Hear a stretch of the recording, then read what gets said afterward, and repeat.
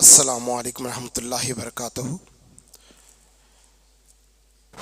سیرت کی روشنی میں مسلمانوں کے زوال کے اسباب اور سیرت النبی صلی اللہ علیہ وسلم کی روشنی میں ان زوال کے اسباب کا حل کے عنوان سے آج ہم یہاں مسجد رقیہ موسیٰ نگر کالونی میں آپ تمام کا استقبال کرتا ہوں۔ الحمدللہ ہر ماہ کسی نہ کسی عنوان کے تحت مسجد رقیہ میں ایک خطاب عام منعقد کیا جاتا ہے، اور اللہ کا فضل ہے کہ امت کی رہنمائی کے لیے یہ مسجد ایک کلیدی کردار پیش کر رہی ہے۔ میں آج کے اس پروگرام کی صدارت کے لیے جناب انجینئر محمد منیب احمد خان صاحب کو دعوت دیتا ہوں کہ وہ صدارت فرمائیں۔ میں محترم محمد ناظم الدین غوری صاحب، ناظم ضلع جماعت اسلامی ہند ضلع سنگاریڈی مغرب سے بھی خواہش کرتا ہوں کہ وہ ممبر کے قریب آ جائیں۔ میں محترم محمد معین الدین صاحب، معاون ناظم ضلع جماعت اسلامی ہند سنگاریڈی مغرب سے بھی خواہش کرتا ہوں کہ وہ بھی ممبر سے قریب ہو کر بیٹھ جائیں۔ انشاءاللہ آج کے اس پروگرام کا باضابطہ آغاز بردر محمد عمار فاروق، صدر IYM ظہیر آباد کی تلاوت اور ترجمانی سے ہوگا۔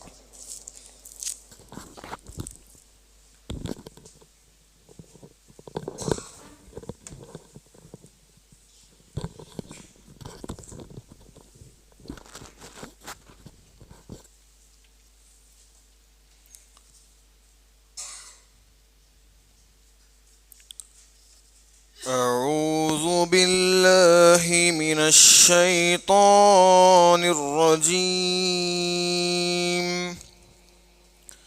بسم الله الرحمن الرحيم. ليس البر أن تولوا وجوهكم قبل المشرق والمغرب ولكن البر من آمن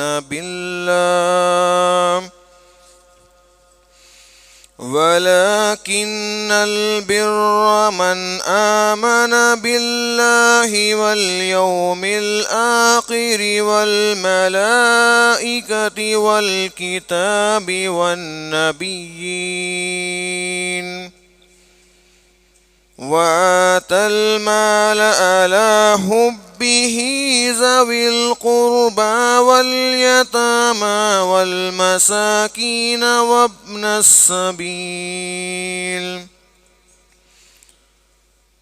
على حبه ذوي القربى واليتامى والمساكين وابن السبيل والسائلين وفي الرقاب وأقام الصلاة وآتى الزكاة والموفون بعهدهم إذا عاهدوا والصابرين في البأساء والضراء وحين البعث أولئك الذين صدقوا وَأُولَئِكَ هُمُ الْمُتَّقُونَ۔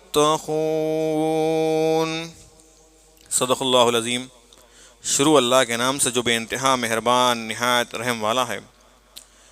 نیکی یہ نہیں ہے کہ تم اپنے چہرے مشرق کی طرف کر لیے یا مغرب کی طرف، بلکہ نیکی یہ ہے کہ آدمی اللہ کو اور یوم آخر اور ملائکہ کو اور اللہ کی نازل کی ہوئی کتاب اور اس کے پیغمبروں کو دل سے مانے، اور اللہ کی محبت میں اپنا دل پسند مال رشتہ داروں اور یتیموں پر، مسکینوں اور مسافروں پر مدد کے لیے ہاتھ پھیلانے والوں والوں پر اور غلاموں کی رہائی پر خرچ کرے، نماز قائم کرے اور زکوٰۃ دیں، اور نیک وہ لوگ ہیں کہ جب عہد کریں تو اسے وفا کریں، اور تنگی و مصیبت کے وقت میں اور حق و باطل کی جنگ میں صبر کریں۔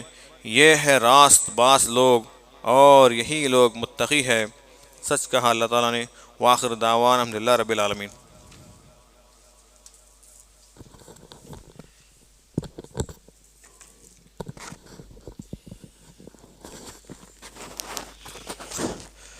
جزاک اللہ الخیر۔ یہ تھے بردر عمار فاروق، صدر آئی وائی ایم ظہیر آباد، جو آیت بر سورہ بقرہ کی آیت نمبر 177، جو قرآن کی طویل آیتوں میں سے ایک آیت ہے جس میں نیکی کا صحیح تصور پیش کیا گیا ہے۔ نیکی ظاہری چیز کا نام نہیں ہے، بلکہ نیکی باطینی چیز کا نام ہے، جس کے اندر بہت سی باتیں آئی ہیں۔ اب اس کے بعد میں بردر محمد مزمل سے خواہش کرتا ہوں کہ وہ ایک ترانہ پیش کریں۔ بردر محمد مزمل۔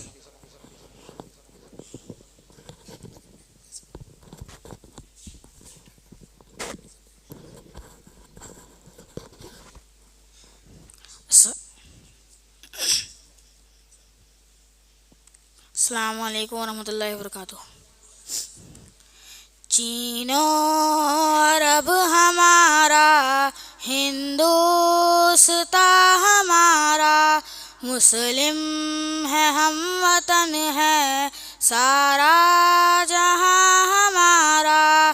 چین و عرب ہمارا، ہندوستاں ہمارا، مسلم ہے ہم وطن ہے سارا جہاں ہمارا۔ توحید کی امانت سینوں میں ہے ہمارے، توحید کی امانت سینوں میں ہے ہمارے۔ آسان نہیں مٹانا نام و نشان ہمارا۔ چین و عرب ہمارا، ہندوستاں ہمارا، مسلم ہے ہم وطن ہے سارا جہاں ہمارا۔ دنیا کی بت قدوں میں وہ پہلا گھر خدا کا، دنیا کی بت قدوں میں وہ پہلا گھر خدا کا۔ ہم اس کے پاس باں ہیں، وہ پاس باں ہمارا۔ چین و عرب ہمارا، ہندوستاں ہمارا، مسلم ہے ہم وطن ہے سارا جہاں ہمارا۔ تیغوں کے سائے میں ہم پل کر جواں ہوئے ہیں، تیغوں کے سائے میں ہم پل کر جواں ہوئے ہیں۔ خنجر ہلال کا ہے قومی نشان ہمارا۔ چین و عرب ہمارا، ہندوستاں ہمارا، مسلم ہے ہم وطن ہے سارا جہاں ہمارا۔ مغرب کی وادیوں میں گونجی اذاں ہماری، مغرب کی وادیوں میں گونجی اذاں ہماری۔ تھم تھا نہ تھا کسی سے سیل روا ہمارا۔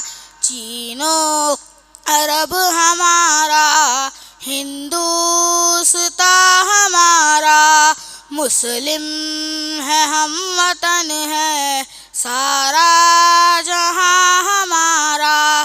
باطل سے دبنے والے اے آسمان نہیں ہم، باطل سے دبنے والے اے آسمان نہیں ہم، 100 بار کر چکا ہے تو امتحان ہمارا، چین و عرب ہمارا، ہندوستان ہمارا، مسلم ہے ہم وطن ہے سارا جہاں ہمارا۔ اے ارض پاک تیری حرمت پہ کٹ پڑے ہم، اے ارض پاک تیری حرمت پہ کٹ پڑے ہم، ہے خون تیری رگوں میں اب تک رواں ہمارا، چین و عرب ہمارا، ہندوستان ہمارا، مسلم ہے ہم وطن ہے سارا جہاں ہمارا۔ اقبال کا ترانہ باغِ درا ہے گویا، اقبال کا ترانہ باغِ درا ہے گویا، ہوتا ہے جاد پیما پھر کارواں ہمارا، چین و عرب ہمارا، ہندوستان ہمارا، مسلم ہے ہم وطن ہے سارا جہاں ہمارا۔ جزاک اللہ خیر۔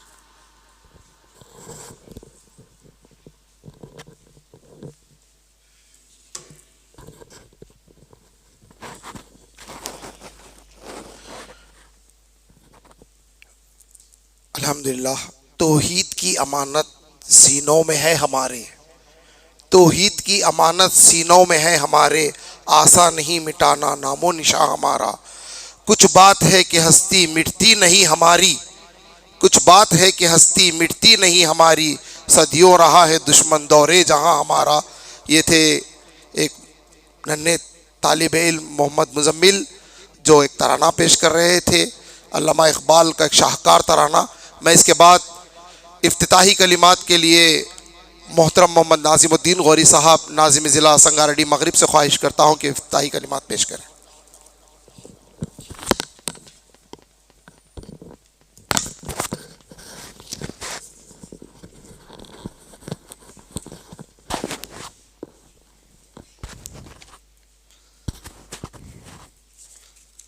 الحمدللہ رب العالمین والعاقبۃ للمتقین والصلاۃ والسلام علی رسولہ الکریم۔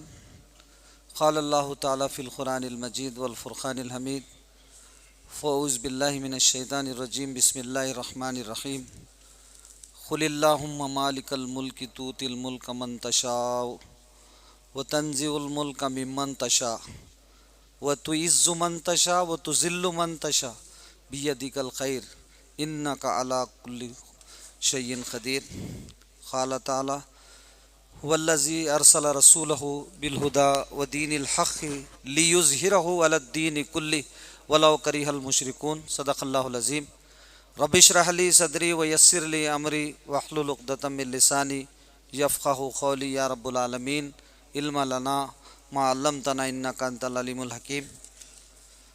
جناب محترم انجینئر محمد منیب صاحب اور جناب محترم عمر فاروق صاحب، آج کے اس پروگرام کے روح رواں، جناب محترم محمد معین الدین صاحب معاون ناظم ضلع، محترم خواجہ نظام الدین صاحب سیکریٹری ایٹا، وہ قابل احترام سامعین، مصلیان مسجد رقیہ، پیارے بچوں، السلام علیکم ورحمۃ اللہ وبرکاتہ۔ سب سے پہلے تو میں اللہ رب العالمین کا شکر ادا کرتا ہوں کہ اللہ تعالیٰ نے مجھے اور آپ کو امت محمدیہ میں برپا کیا اور تمام مخلوقات میں شرف بخشا۔ عزیزان گرامی، جیسے کہ آپ کے سامنے عنوان واضح ہو چکا ہے، مسلمانوں کا زوال اور اس کے اسباب اور اس کی ان مسائل کا حل سیرت کی روشنی میں۔ عزیزان گرامی، زوال کو سمجھنے کے لیے ہم کو یہ جاننا ضروری ہے کہ عروج کیا ہے، عروج کی وہ کون سی سطح ہے، وہ عروج معلوم کرنے کی ضرورت ہے۔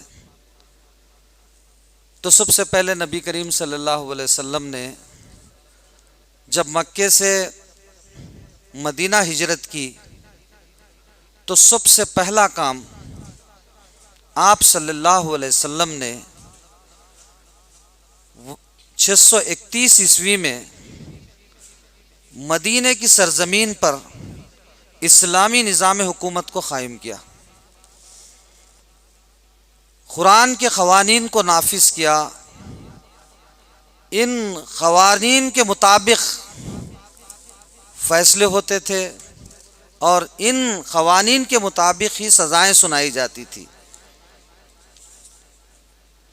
اسلامی نظام حکومت کی ابتدا مدینہ منورہ سے ہوئی، لیکن آہستہ آہستہ دیکھتے ہوئے اسلامی نظام حکومت پورے جزیرہ عرب میں پھیل گئی۔ 10 سال کے کم عرصے میں پورے جزیرہ عرب کے اندر اسلامی نظام حکومت پھیل گئی اور تقریباً 30 لاکھ مربع کلومیٹر کے فاصلے تک اسلامی حکومت پہنچ گئی۔ اور نبی کریم صلی اللہ علیہ وسلم کا مقصد یہ نہیں تھا کہ ملکوں کو فتح کیا جائے، بلکہ آپ کا مقصد تھا کہ اسلام کی دعوت وہاں تک پہنچے۔ اسلام کی دعوت پہنچی اور جو بھی جنگیں اس زمانے میں ہوئی دفاعی انداز میں، ڈیفینسیو طور پر ہوئی، اور بہت سارے علاقے جو ہے اسلام کی دعوت کی وجہ سے اسلام کے دائرے میں داخل ہوئے۔ عزیزان گرامی، 621 سے لے کر 631 تک یہ نبی کریم صلی اللہ علیہ وسلم کی خلافت کا زمانہ ہے۔ جیسے آپ دنیا سے رخصت ہوئے، آپ کا وصال ہوا، تو آپ صلی اللہ علیہ وسلم کے صحابہ سیم اسی آپ صلی اللہ علیہ وسلم کی طرز پر خلافت راشدہ اسلامی نظام کو برقرار رکھا، اور اسلامی ریاستیں ان کے خلافت کے زمانے میں جزیرہ عرب سے باہر، جیسے کہ اس زمانے میں 2 سپر پاور ممالک تھے، رومن امپائر اور پرشین امپائر، روم اور ایران، اس پر بھی مسلمانوں کا قبضہ ہوگا عمر فاروق رضی اللہ تعالیٰ عنہ کے زمانے میں۔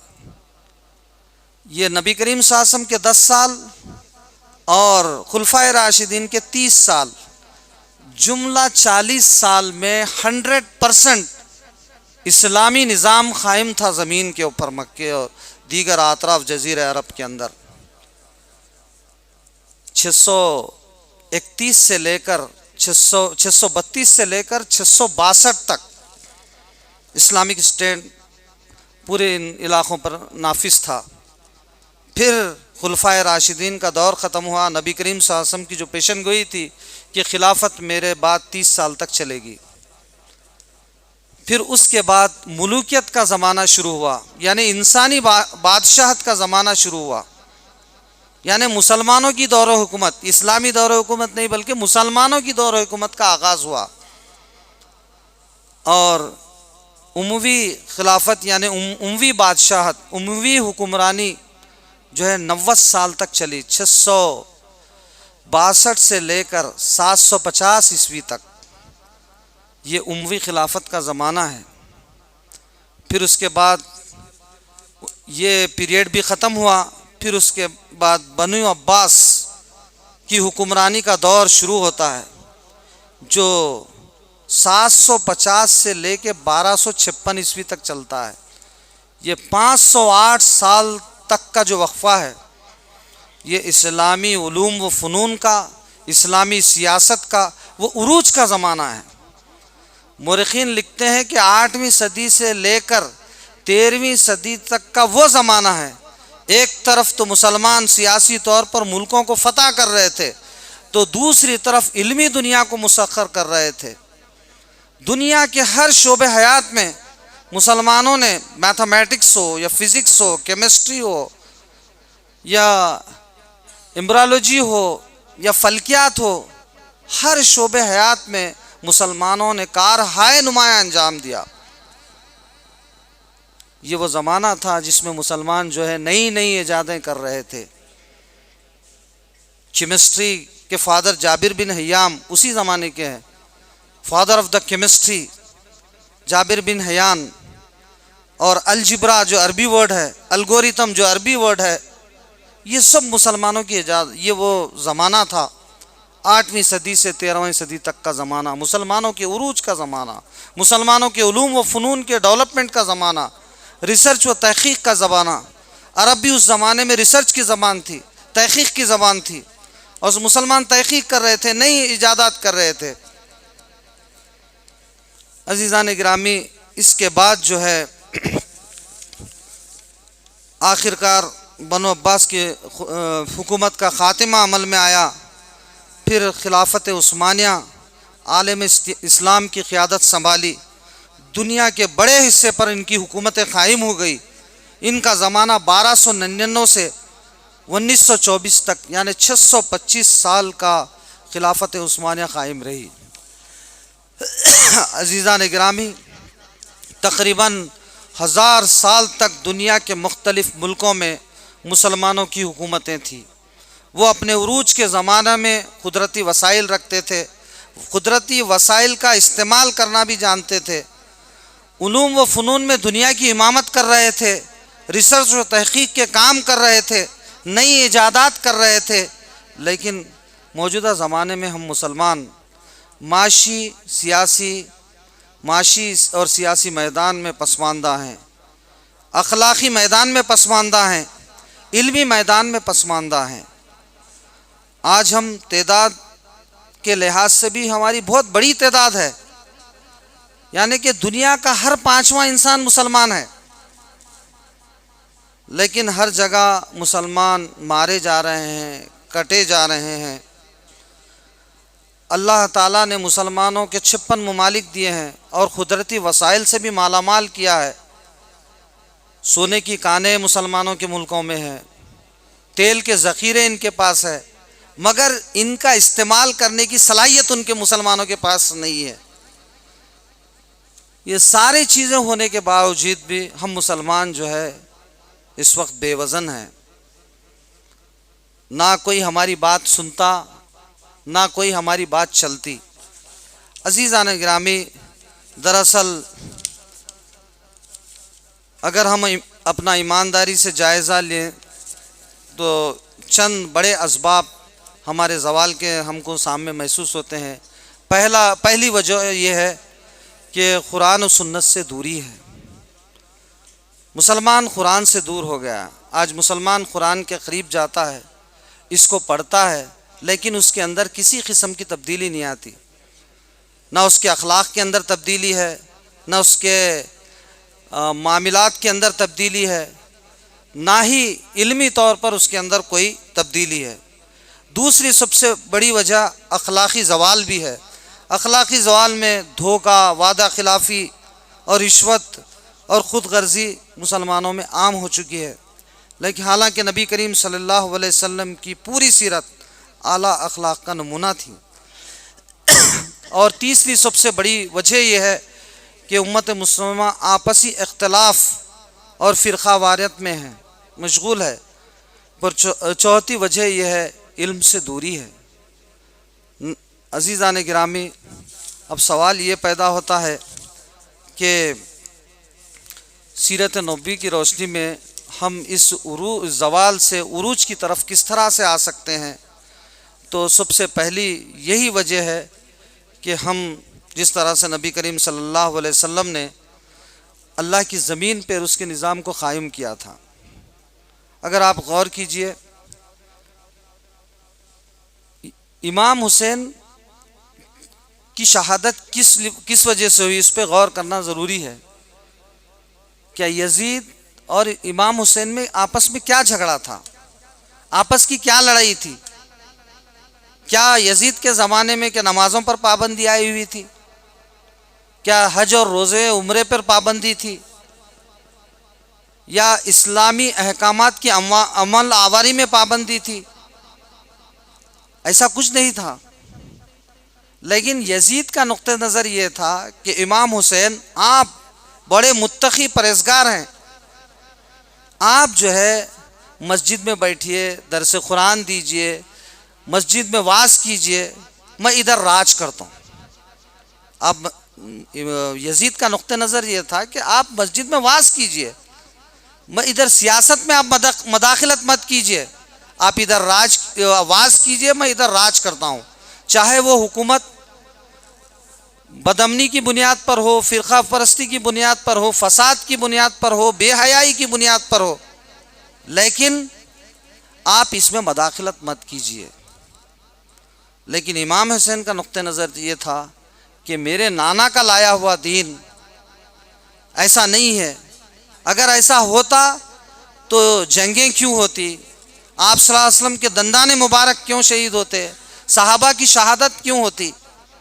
تو عزیزان گرامی، جو آیت میں نے آپ کے سامنے تلاوت کی، هو الذی ارسل رسولہ بالہدی ودین الحق لیظہرہ علی الدین کلہ ولو کرہ المشرکون، وہ اللہ ہی ہے جس نے اپنے نبی محمد صلی اللہ علیہ وسلم کو دین حق دے کے بھیجا تاکہ تمام ادیان پر اس دین کو غالب کر دے، چاہے مشرکین کو کتنا ہی ناگوار گزرے۔ نبی کریم صلی اللہ علیہ وسلم کا جو بنیادی کام اللہ تعالیٰ نے بتایا وہ یہی ہے، اور آپ کے سامنے جو میں سورہ آل عمران کی آیت نمبر 26 تلاوت کی ہے، یہ اس کا شان نزول اس طرح سے ہے۔ جب نبی کریم صلی اللہ علیہ وسلم غزوہ خندق کے موقع پر خندق کھود رہے تھے تو یہ آیت نازل ہوئی، اور نبی کریم صلی اللہ علیہ وسلم ادھر غزوہ خندق کھود رہے ہیں اور یہ پیشن گوئی کریں کہ ایران پر مسلمانوں کا قبضہ ہوگا، روم پر مسلمانوں کا قبضہ۔ اس وقت کے 2 سپر پاور ممالک تھے، لیکن کفار مذاق اڑا رہے تھے کہ ان کے پاس کھانے کے لیے کچھ نہیں ہے، اپنے ڈیفنس کے لیے جو ہے خندق کھود رہے ہیں۔ اس وقت صحابہ نے پوچھا اللہ کے رسول صلی اللہ علیہ وسلم فاقے اتنے ہو گئے کہ میرے پیٹ پر 1 پتھر ہے، تو نبی کریم صلی اللہ علیہ وسلم نے بتایا کہ میرے پیٹ پر 2 پتھر ہے۔ ایسے وقت میں نبی کریم صلی اللہ علیہ وسلم کہہ رہے ہیں کہ مسلمان کا ایران پہ قبضہ ہوگا اور روم پر قبضہ ہوگا۔ اس وقت کی 2 سپر پاور ممالک تھے۔ تو یہ آیت نازل ہو رہی ہے، قل اللہم مالک الملک تؤتی الملک من تشاء وتنزع الملک ممن تشاء۔ اے خدایا ملک کے مالک، تو جسے چاہتا ہے بادشاہی عطا فرماتا ہے، جسے چاہتا ہے حکومت عطا کرتا ہے، اور جسے چاہتا ہے حکومت چھین لیتا ہے، جسے چاہتا ہے عزت ادا کرتا ہے، جسے چاہتا ہے ذلیل کرتا ہے۔ یہ سب تیرے اختیار میں ہیں، تو ہر چیز پر قادر ہے۔ میری زندگی کا مقصد تیرے دین کی سرفرازی، میں اسی لیے مسلمان، اسی لیے نمازی۔ وآخر الدعوانا ان الحمد للہ رب العالمین۔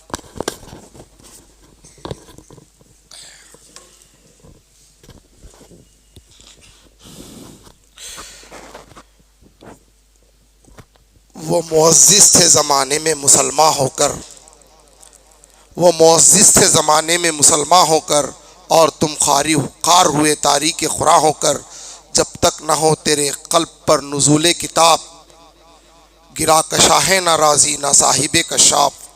یہ تھے جناب محترم محمد ناظم الدین غوری صاحب، ناظم ضلع جماعت اسلامی ہند ضلع سنگاریڈی مغرب، جو افتتاحی کلمات پیش کر رہے تھے۔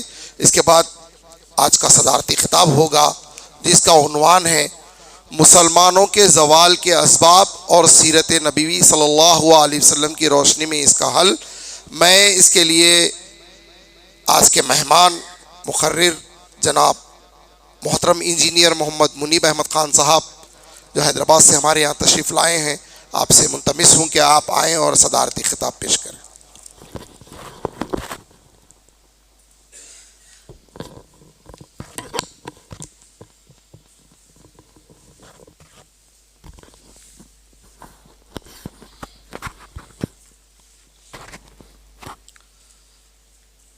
السلام علیکم ورحمۃ اللہ وبرکاتہ۔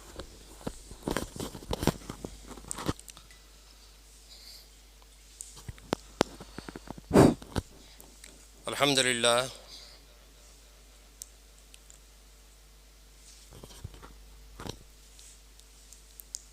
الحمد للہ الذی لم یتخذ ولدا ولم یکن لہ شریک فی الملک ولم یکن لہ من الذل وکبرہ تکبیرا۔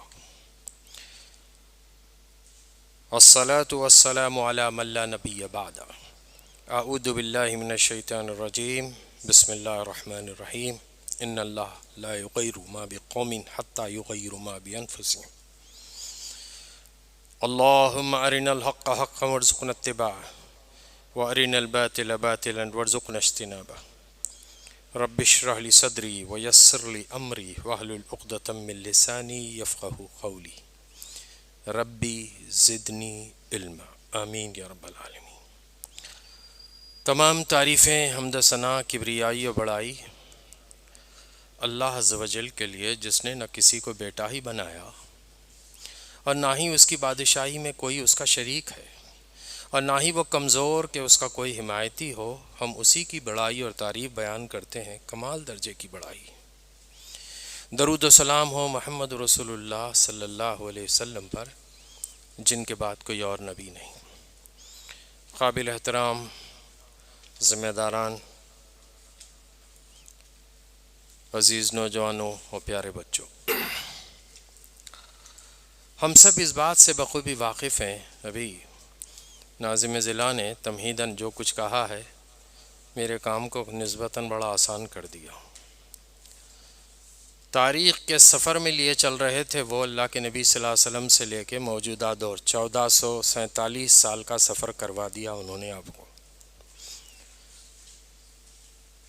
یہ بات بڑی عجیب ہے۔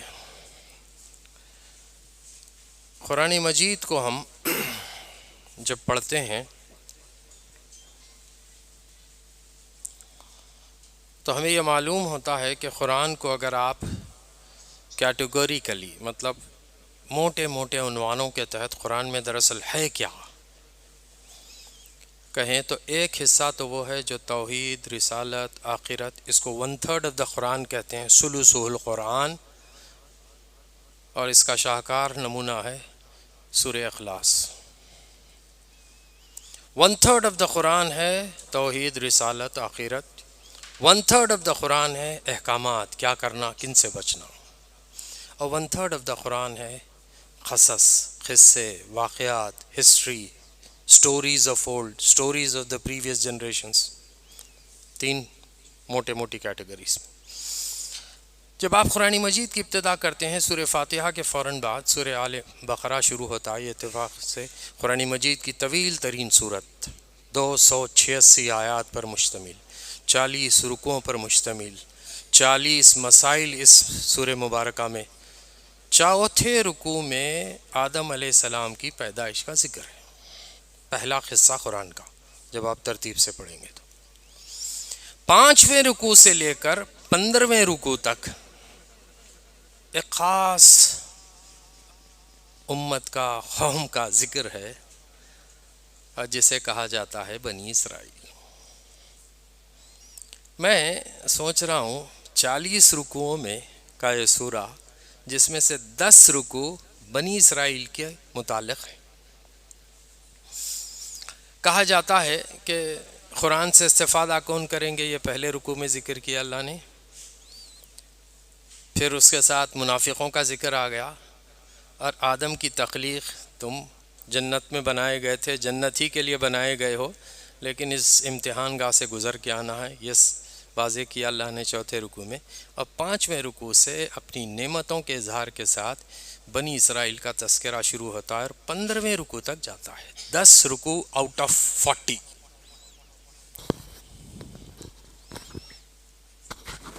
اچھا، 10 رکوع آؤٹ آف 40، یعنی 1/4 آف دا سورہ البقرہ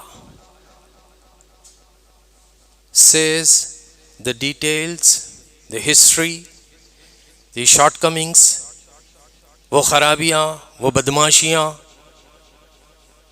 وہ بنی اسرائیل کی شرارتیں، ان سب کا تذکرہ اس قرآن مجید میں ہوا ہے۔ اب میں یہ چونکہ امت کے اسباب، زوال کے اسباب سے پہلے یہ صرف تمہیدی باتیں کر رہا ہوں، وجہ یہ ہے کہ نبی کریم صلی اللہ علیہ وسلم کی اس حدیث کو اپنے ذہن میں لے آئیں آپ، تو آپ صلی اللہ علیہ وسلم نے کہا بنی اسرائیل میں اور میری امت میں مشابہت اس اعتبار سے ہے، ٹو دی ایکسٹینٹ کہ ایک جوتی دوسری جوتی سے جس طرح مشابہ ہوتی ہے۔ آپ کوئی بھی چپل جوتا اٹھا لیں اپنے گھر کا اور اوپر سے دیکھیں تو لگے گا یہ دائیں پیر کا ہے یہ بائیں پیر کا ہے، لیکن ان کو اٹھا کے ان کے تلووں کی طرف سے جوڑیے تو 100% میچ ہوں گے۔ اللہ کے رسول نے مثال دے کر کہا کہ جس طرح بنی اسرائیل سے میری امت کی مشابہت اس جوتی کی مثال سے دے کر کہا کہ بنی اسرائیل نے جو کچھ کیا ہے وہ میری امت میں بھی ایسا ہی ہوگا، بلکہ دو اور اس میں اضافے کر کے یہ کہا کہ کسی بدبخت نے کسی کوہ میں بل میں داخل ہوا ہو تو میری امت کا بھی کوئی بدبخت ہوگا جو یہ کام کرے گا۔ اتنا ہی نہیں بلکہ اس سے اور آگے بڑھ کر کہا کہ کسی بنی اسرائیل کے بدبخت نے اپنی ماں کے ساتھ منہ کالا کیا ہے تو میری امت کا بھی کوئی بدبخت ہوگا جو یہ کام کرے گا۔ تو اس طرح 100% بنی اسرائیل سے ریزمبلنس، مشابہت ہے امت مسلمہ کی۔ اب میں اس اعتبار سے سوچ رہا ہوں یا سوچتا ہوں، بہرحال اس تیاری سے پہلے بھی یہ احساس مجھے رہا کہ میں ڈاکٹر اسرار احمد کو بہت سنتا رہا ہوں، اور خاص کر اس زمانے سے جب میں انٹرمیڈیٹ کے زمانے میں تھا، انجینئرنگ بھی نہیں، آڈیو کیسٹس کے زمانے سے۔ آپ یقین مانیے کہ وہ کیا چیزیں ہیں جو اللہ تعالیٰ مجھے اور آپ کو بتانا چاہتے ہیں۔ ایک اور بیچ میں بغیر صفحے کی بات آ گئی، وہ بھی سنا دیتا ہوں۔ ہٹلر کا نام تو آپ نے سنا ہی ہوگا۔ ہٹلر کے بارے میں کہا جاتا ہے، ایک انگریزی اخبار ہے جس کو بیچارے RSS کے سنچالک کہتے ہیں کہ دا most in Hindu news paper, اخبار کا نام ہے دی ہندو، اور اس کو بولتے ہیں the most in Hindu newspaper, اس واسطے کہ ذرا زیادہ اچھی باتیں لکھتا ہے انہیں اور RS کا بھی خیال نہیں کرتا، تو اس وجہ سے ان ہندو ہے، اس کا نام ہے دی ہندو۔ اس اخبار میں ایک کالم آیا کرتا تھا، اب بدل گیا ہے وہ، اس کالم کا نام تھا دس ڈے دیٹ ایج، آج کا ہی دن ٹھیک 50 سال پہلے۔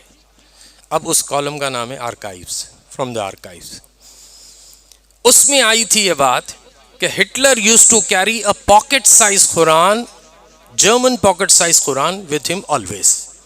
اب یہ پتہ نہیں کہیں کسی کے پاس آئی، کسی نے کہا ہم تک پہنچی بات، ہم جرمن کا ہٹلر، اس کو قرآن سے کیا ضرورت ہے؟ اس ہٹلر کی خاصیت یہ تھی کہ اس کو یہ معلوم تھا کہ ان خرابی رکھنے والے بنی اسرائیل کو، جیوز کو دنیا میں آج اگر نمٹنا ہے تو ان کی کمزوریوں کو قرآن جیسے ڈیفائن کرتا ہے ایسا کوئی اور نہیں ڈیفائن کرتے، اس لیے وہ قرآن کا ترجمہ پڑھتے۔ میں نے سمجھا تھا کہ دنیا میں اردو تراجم کے بعد جو ہے سب سے زیادہ شاید انگریزی میں ہوں گے تراجم، لیکن ایسا نہیں ہے، انگریزی سے زیادہ تراجم ہے جرمن میں۔ تو اس سے معلوم کیا ہوتا ہے کہ ہٹلر کو قرآن کو کیوں پڑھنا پڑا؟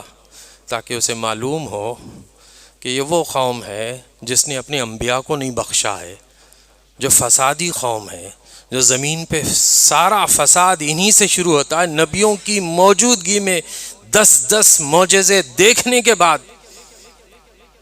نبی کو یکا اور تنہا چھوڑ دیتے ہیں۔ آپ ذرا تصور کیجئے حضرت موسیٰ کے وہ الفاظ، اللہ مجھے اپنا اختیار، یا تو اختیار میرے اپنی ذات کا یا میرے بھائی ہارون کا، اس کے علاوہ اس پوری قوم پہ نہیں، اس لیے کہ وہ جب چلنا تھا فلسطین میں تو کیا کہا کہ اے موسیٰ تم اور تمہارا رب جاؤ اور لڑو، اور ہم یہاں تو بیٹھے ہیں۔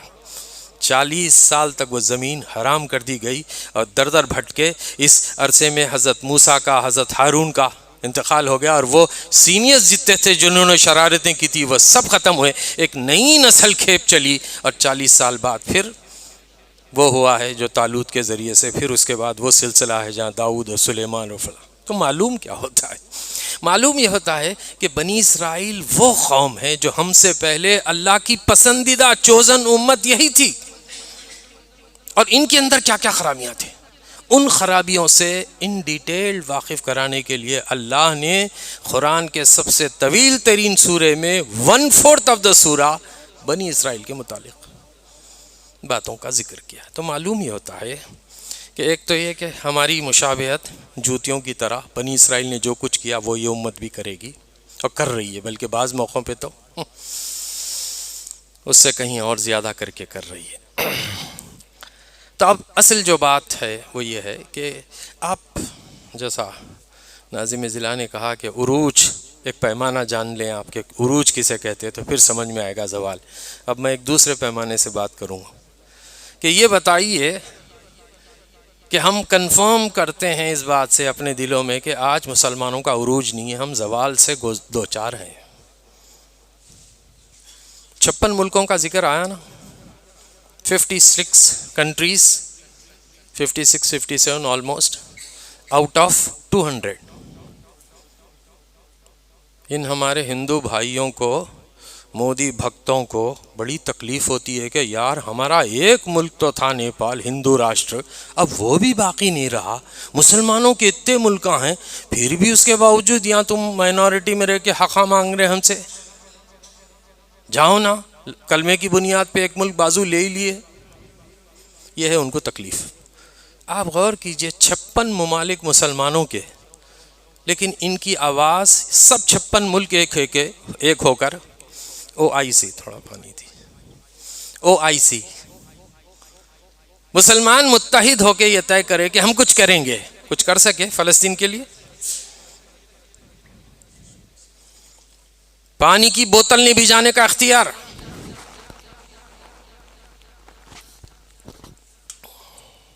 پانی کی بوتل بھیجانے کا اختیار نہیں، اجازت چاہیے مائی باپ سے. اتنے بے وزن، صرف اتنا ہی نہیں، اس سے اور آگے بڑھ کر یہ سب متحد ہو کے یہ طے کر لیں کہ ہم کچھ کریں گے امت کے لیے. وہ جو سوچ کے اس آئیڈیا کو پروموٹ کرے گا وہ باقی نہیں رہے گا. شاہ فیصل کا نام سنا ہے نا؟ عرب حکمرانوں میں ایک ہی آدمی ہے جس کے نام کے ساتھ رحمۃ اللہ علیہ بولتے، وہ ہیں شاہ فیصل. انہوں نے کہا تھا from camel to Cadillac. Cadillac دراصل ایک امریکن گاڑی ہے بہت، جیسے فورڈ فلاں General Motors. Cadillac, from camel to Cadillac مطلب ہم اونٹوں سے چلے تھے اور کیڈیلا تک پہنچ گئے. ہم اپنے تیل کے کنوؤں کو اڑا دیتے ہیں، آگ سے جلا دیتے ہیں کیونکہ زمین میں پڑا ہے تیل، جب ضرورت ہوگی پھر نکال لیں گے. لیکن we will go back from Cadillac to camel.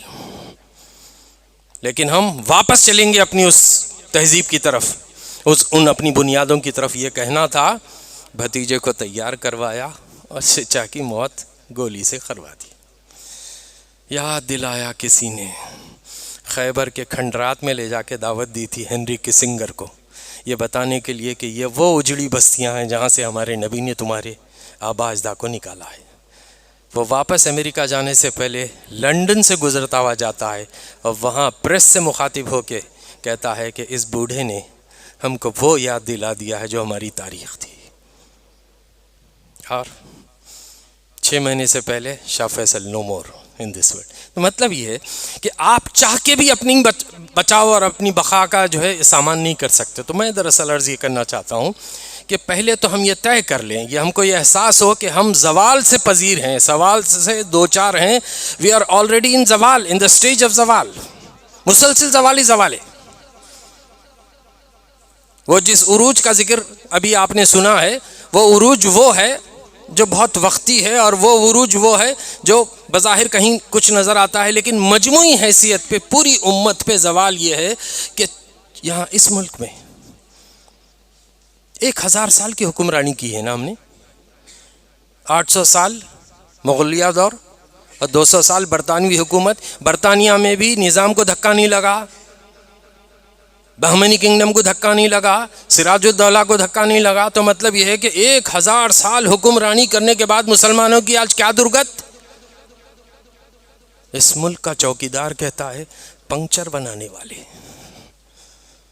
اور کچھ نیچے چھوٹا کام کرنے والے.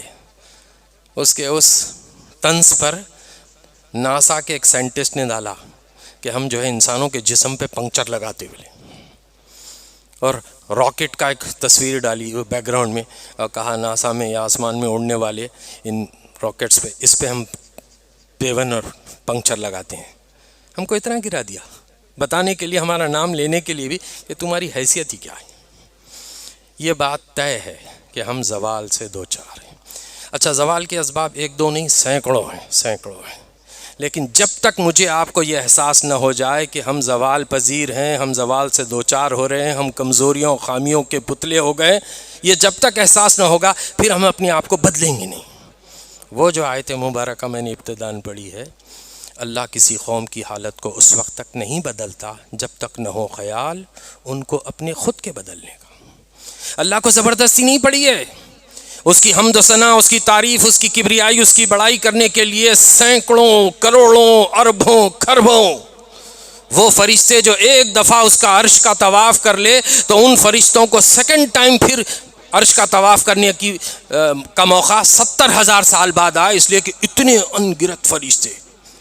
وہ اللہ کی تعریف میرے آپ کے منہ سے دو بول نکلنے سے بڑھ جاتی، یا میرے آپ کے منہ سے بولنے سے دو بول سے گھٹ جاتی؟ نہیں، اللہ کے پاس اپنے انتظامات. لیکن ہمارے لیے کیا ہے؟ ہمارے لیے یہ کہ اگر ہم سمجھتے ہیں کہ ہم زوال سے دو چار ہیں تو زوال سے باہر آنے کی فکر ہے کہیں ہمیں؟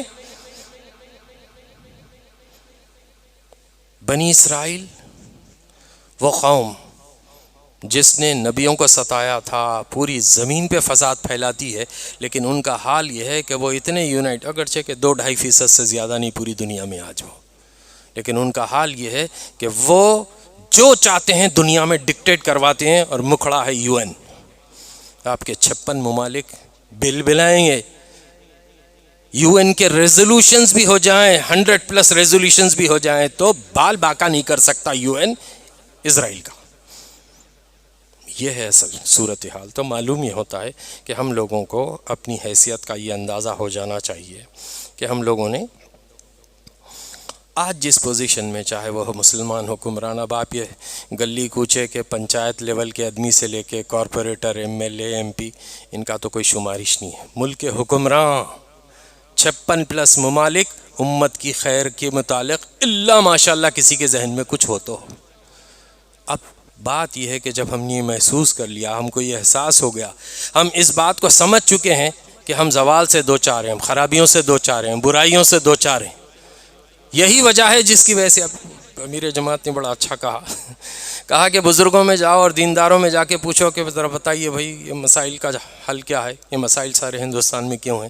تو بولے یہ سب نوجوانوں کی وجہ سے ہے، یہ پڑھے لکھوں کی وجہ سے، پینٹ بشرٹ والوں کی وجہ سے، فلاں کی وجہ سے، دین سے دور ہو گئے، نماز سے دور ہو گئے، فلاں فلاں فلاں. انہوں نے ٹھہرا دے رہے ہیں یہ جنٹل مین انگریزی اسکولوں، کالجوں، یونیورسٹی میں پڑھنے والوں، ان سے جا کے پوچھئے نوجوانوں سے کہ بھائی یہ بتاؤ یہ حالات سے مسلمان کیوں دو چار ہیں، کیا ہے اس کی وجہ؟ تو بولے یہ سب بڑے بزرگوں کے کام آئے، ہمارے کو نااہل بنا دیے، نکھٹو بنا دیے، فلاں بنا دیے، نامرد بنا دیے، ایسا کر دیے، ہم کو جو ہے بزدل بنا دے رہے ہیں، یہ بزرگوں کی وجہ سے بات کرے گی، صبر صبر بولتے ایسا، ان کو بلے انہوں ان کو بلے. تاجر طبقہ بولتا دکانداری، پیسہ، جب تک معاش مضبوط نہیں ہوگی مسلمانوں کا یہ درگت نہیں بدلتی، انہوں بڑے کاروبار کرو کاروبار کرو. ہر آدمی کے پاس اپنی توجیحات ہیں، اور ان سب توجیحات کی کوئی نہ کوئی وجہ ہے، ایسا بیکار باتیں نہیں ہیں، لیکن 100% وہی ریزنس نہیں ہے. تو میں یہ کہنا چاہتا ہوں آج آپ سے اس گفتگو میں، مسجد رقیہ میں، وہ یہ کہ جب مجھے اور آپ کو یہ احساس ہو جائے کہ ہم زوال سے دو چار ہیں، زوال پذیر ہیں، ہم خرابیوں کا پلندہ ہیں، یہ اعتراف کر لیجئے کہ ہم میں ہیں خرابیاں، کمزوریاں، لیکن اس کے باوجود اب میں اگر گنانے بیٹھوں تو شاید آپ کے ذمہ داران مجھے اجازت نہ دیں کہ اس امت میں اس گئی گزری حالت میں بھی کتنی اچھائیاں ہیں. لیکن آج وہ بولنا مقصود نہیں ہے میرا مقصد یہ ہے کہ اس کے لیے علاج کیا ہوگا اس کی طرف ہم بات کریں گے انشاءاللہ. تو پہلی بات تو یہ ہو گئی، پہلی بات تو یہ ہو گئی کہ ہم نے یہ احساس کر لیا ہے کہ ہم زوال سے دو چار ہیں، ہم خرابیوں سے دو چار ہیں. اس کی کئی وجوہات ہیں، اس میں نمبر 1 وجہ ہے قرآن سے دوری. وہ معزز سے زمانے میں مسلمان ہو کر. آپ ذرا غور کیجئے صحابہ اکرام کون سے اسکول کے پڑھے ہوئے لوگ تھے؟ ہارورڈ اسکول، ڈون اسکول، شاہین اسکول، ایم ایس اسکول، کون سے اسکول سے پڑھے ہوئے تھے؟ کون سی یونیورسٹی سے پڑھے ہوئے تھے؟ یہ اس مدرسے محمدیہ سے پڑھے ہوئے لوگ تھے جن کا حال یہ تھا کہ جو کچھ نبی کے منہ سے سنا اس کو حرف آخر سمجھا، پھر اس پہ سوال نہ کیا، پوری زندگی اس پر عامل رہے، کامل رہے. یہ وہ لوگ تھے. یہی وجہ ہے کہ گاندھی جیسی شخصیت کو کہنا پڑتا ہے کہ اگر آج کے دور میں بھی انصاف کی حکمرانی کی کوئی مثال بنتی ہے تو وہ حضرت عمر جیسا دور. وہ نہیں کہہ سکتا محمد صلی اللہ علیہ وسلم جیسا دور، اس واسطے کہ مسلمان ہوا تھا، بول دیا تو آخر میں جاتے آتے ہے رام بول کے جانا ہے اس بیچارے کو. گولی کھا کے نتھو رام گوڈسے کی، جو اب گاندھی سے زیادہ امپورٹنٹ ہو گیا بی جے پی کے لیے. تو معلوم یہ ہوتا ہے کہ وہ کون تھے. حضرت عمر، آپ نے سنا نا وہ مثال، تلوار لے کے چلے. کیا ارادے سے جا رہے تھے؟ اللہ کے نبی کو قتل کرنے کے ارادے سے. کسی نے راستے میں روک کے پوچھا کہاں جا رہے عمر؟ اچھا، عام طریقہ ہے کہ عرب تلوار لگائے ہوئے ہوتے تھے لیکن تلوار میان میں ہوتی. میان کے معنی ہے کہ ایز اے ڈریس کوڈ جیسا پہن کے جاتے، سفر میں بھی ہوتی، فلاں میں بھی ہوتی، خنجر بھی ہوتا، تلوار بھی ہوتی، لیکن اوپن کے معنی یہ کہ ہی از ان وار. اب بس حملہ کرنا باقی ہے. کسی نے کہا ذرا اپنی خبر لے جا کے پہلے. تو کہا کیا ہوا؟ تو کہا تمہاری سگی بہن فاطمہ بنت خطاب اور ان کے میاں سعید بن زید. کون ہے سعید بن زید؟ عشر مبشرہ میں سے فاطمہ بنت خطاب سگی بہن حضرت عمر کی. دروازے پہ گئے، خباب رضی اللہ تعالیٰ اندر ہیں اور کچھ قرآن سکھایا جا رہا ہے، دروازہ بند ہے. دستک دی، منظر نامہ بدل گیا. پہلے بہن بھائی کی پٹائی، پھر بہن کی پٹائی، بہن کا خون نکلنے لگا. کیا کہا ہے عمر چاہے ہماری جان کیوں نہ لے لے تو، لیکن ہم اس راستے سے پھریں گے نہیں. اب احساس ہوا عمر کو کہ یہ جو میری بہن ہے یہ خطاب کی بیٹی ہے، میری بہن ہے. مجھے معلوم ہے کہ میری بہن میری طرح ضدی ہے. اچھا یہ بتاؤ کیا پڑھ رہے تھے تم، کیا کر رہے تھے، بولو. اب اندر سے خباب نکل کے آئے اور نہلایا دلایا جو کچھ. آپ ذرا تصور کیجئے کہ وہ کیا چیز تھی جو حضرت عمر کو تلوار لے کے چلے تھے قتل کرنے کے ارادے سے، اور قرآنی آیات سنی تو کہا کہ چلو مجھے لے کے محمد صلی اللہ علیہ وسلم کے پاس. یہ وہ موقع تھا ابتدائی 6 سال کی بات ہے، انیشیل ڈیز. 6 ایئرز، جس 6 سال جو ہے حضرت عمر ایمان لائے ہیں. تو وہاں حال یہ ہے کہ ان کے ایمان لانے سے شاید ایک آدھ ہفتہ پہلے کچھ حضرت حمزہ ایمان لائے ہیں، اور وہ دار ارقم میں اللہ کے رسول. اچھا معلوم نہیں ہوتا تھا کہ اللہ کے رسول کہاں بیٹھے ہیں، اس لیے کہ اتنا رازداری میں رکھنا ہوتا تھا لوگوں کو، ورنہ پتہ نہیں کہاں اٹیک ہو جائے کیا ہو جائے. تو وہاں جب دار ارقم پہ پہنچے ہیں تو دروازے میں سے دیکھ کے حضرت حمزہ نے کہا کہ اگر اچھی ارادے سے آیا تو ٹھیک ہے، ورنہ اس کی تلوار سے اسے ڈھیر کیے دیتا، آنے دو. اللہ کے رسول نے اپنے باہوں کو کھول کے کہا عمر کیسے آنا ہوا؟ اب پورا منظر نامہ بدلا ہے. یہ وہ عمر تھے. کیا تھا وہ، کیا سنا ہوگا قرآن میں، اور کیا بہن کے اور بہن بھائی کی زبانی سنا ہوگا جس سے انہیں لگا کہ یہ تبدیلی، کیسی تبدیلی. نبی کریم صلی اللہ علیہ وسلم کی بے شمار مثالیں ہیں جو قرآن مجید سے. کتنا ٹائم ہے وہ بتاتی ہے. حامیم سجدہ سے متعلق اس سورہ کے شان نزول میں ہم یہ باتیں پڑھتے ہیں. مکے کا سب سے سمجھدار بوڑھا عتبہ بن ربیعہ، اس کے سامنے قرآن پیش. کیا کہا اس نے؟ کس نے پیش کیا تھا؟ عبداللہ ابن مسعود نے، دبلے پتلے کم قد کے صحابی رسول. آپ سورہ رحمان کی تلاوت شروع کر کے ایک رکوع مشکل سے پڑھتے ہیں کہ اتنی پٹائی ہوتی ہے کہ کپڑے پھاڑ دیے جاتے، جسم سے خون نکلنے لگتا. اللہ کے رسول کے پاس آتے ہیں جب واپس تو آپ ان کو چومتے ہیں پیشانی کو، کہتے ہیں اسلام غریب الدیار ہے، اور ایک وقت آئے گا کہ پھر یہ غریب الدیار ہوگا. تو معلوم یہ ہوتا ہے کہ اس بوڑھے نے جو بڑی عجیب بات کہی اس مار پٹائی کے بعد، کہا کہ اے نوجوان تم کیا سمجھتے ہو، تمہارے صاحب کی باتیں ہماری سمجھ میں نہیں آتی.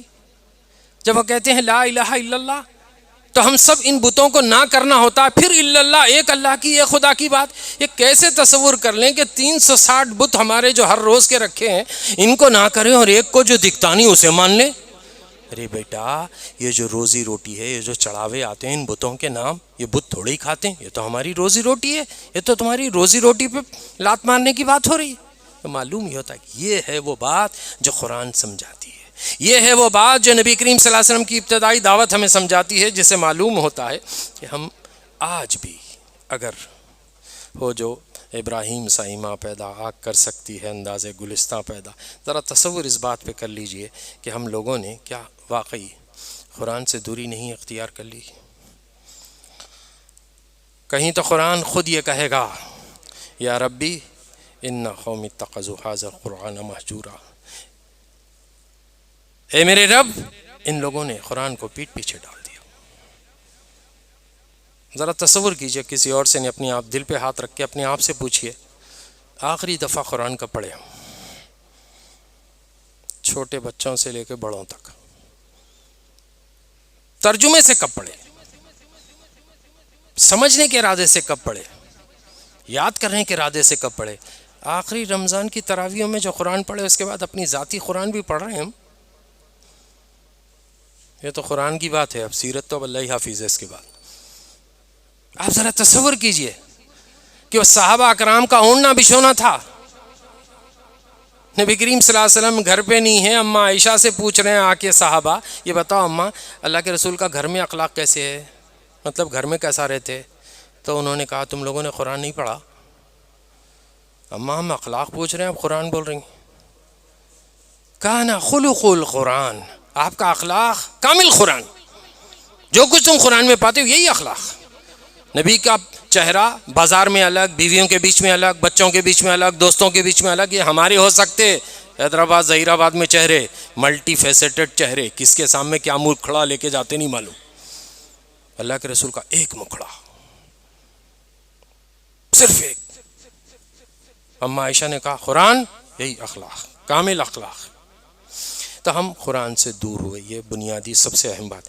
اچھا قرآن سے پھر واپس آنا، یہ علاج بھی یہی ہے ہمارا. کیونکہ اب کوئی باہر سے کوئی یہودی عیسائی فلاں کوئی سائنٹسٹ ایلان مسک کچھ تو بھی ایک نیا گیجٹ نکالیں گا، چپوں وہاں ڈال دیں گا، فون ختم ہونے والے بلکہ کل ہی چیک وہ دیکھ لیا میں، چپ آ جائیں گی تو خالی ارادہ کرے تو کال ہو جائیں گا. پتہ نہیں افغانستان میں تو کان کو ہاتھ لگا کے جو ہے فونا کر لیتے ہیں نا، ادھر پیسے کھائے تو ادھر پیسے پہنچ گئے. بلکہ یہ سب پتہ نہیں کیا کیا میمز ویڈیوز کیا کیا بن رہے، سب اللہ ہی حافظ ہے زمانے کا.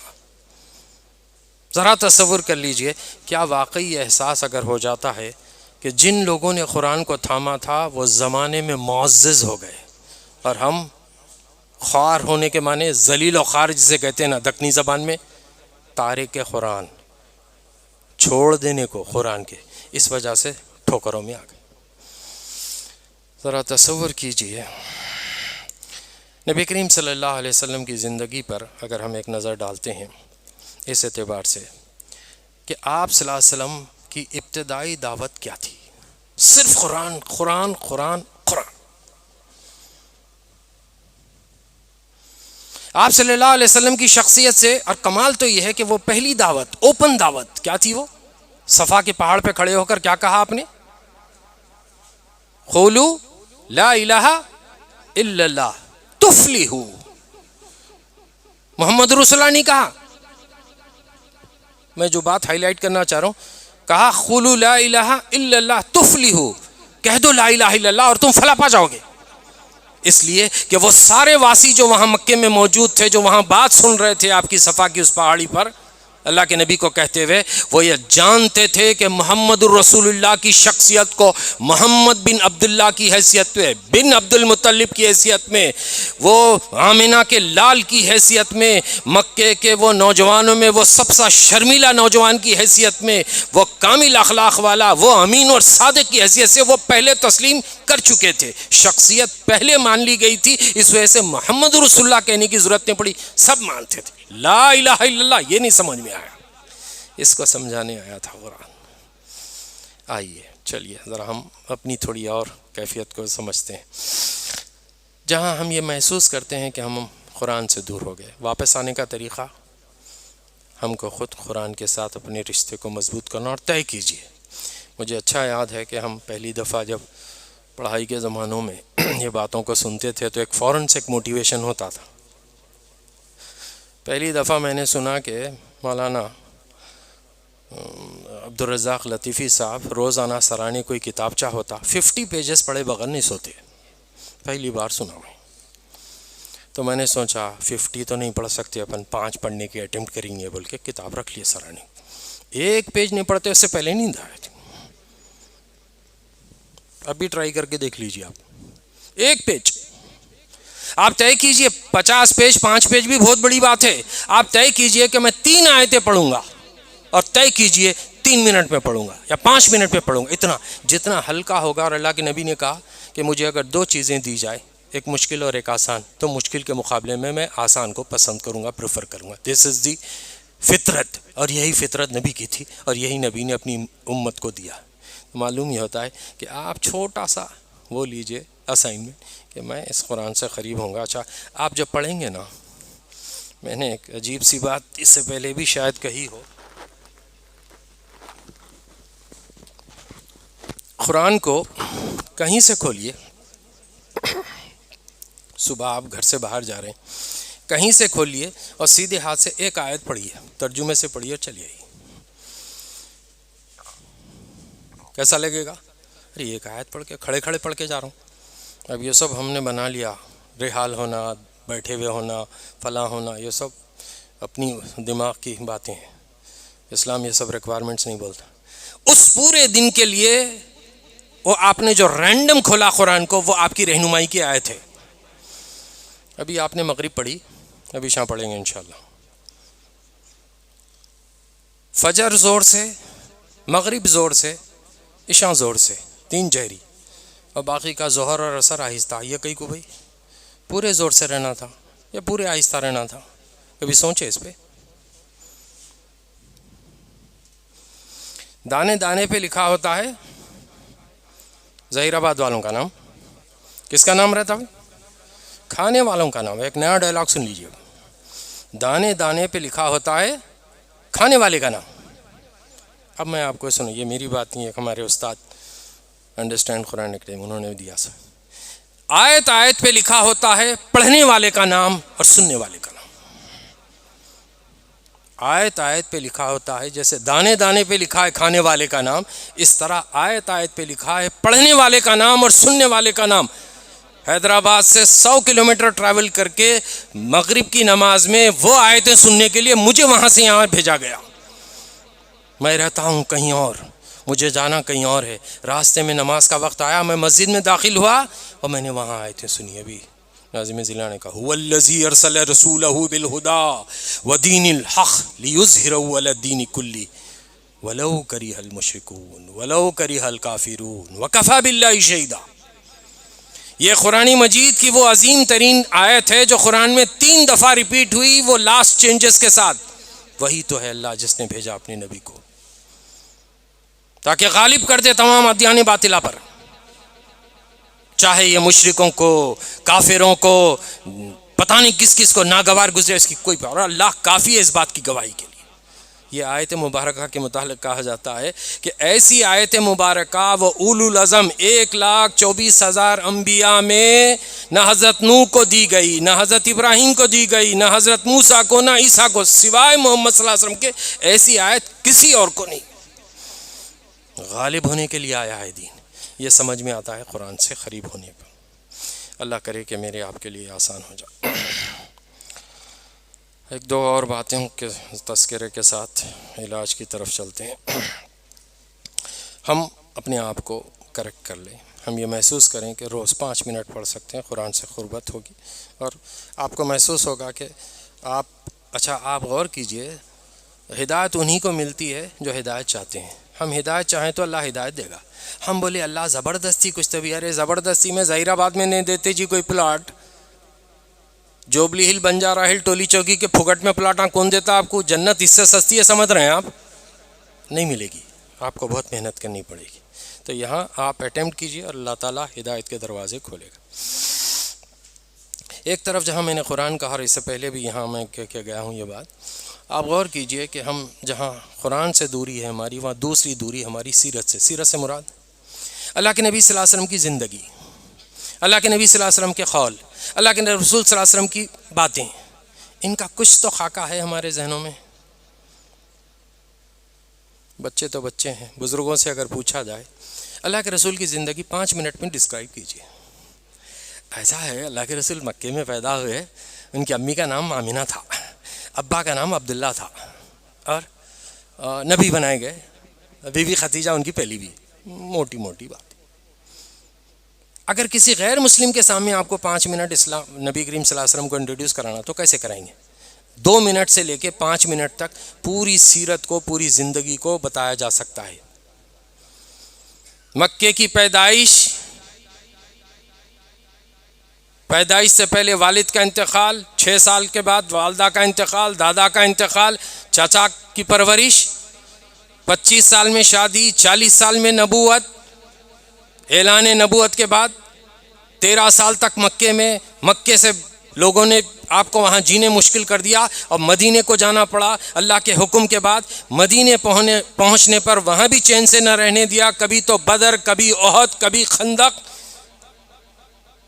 اور پھر صلح حدیبیہ، اور پھر اس کے بعد فتح مکہ اور حجۃ الوداع۔ یہ ہے اللہ کے رسول کی ایک اسپیکٹرم میں زندگی پوری ہمارے نبی کی ہے۔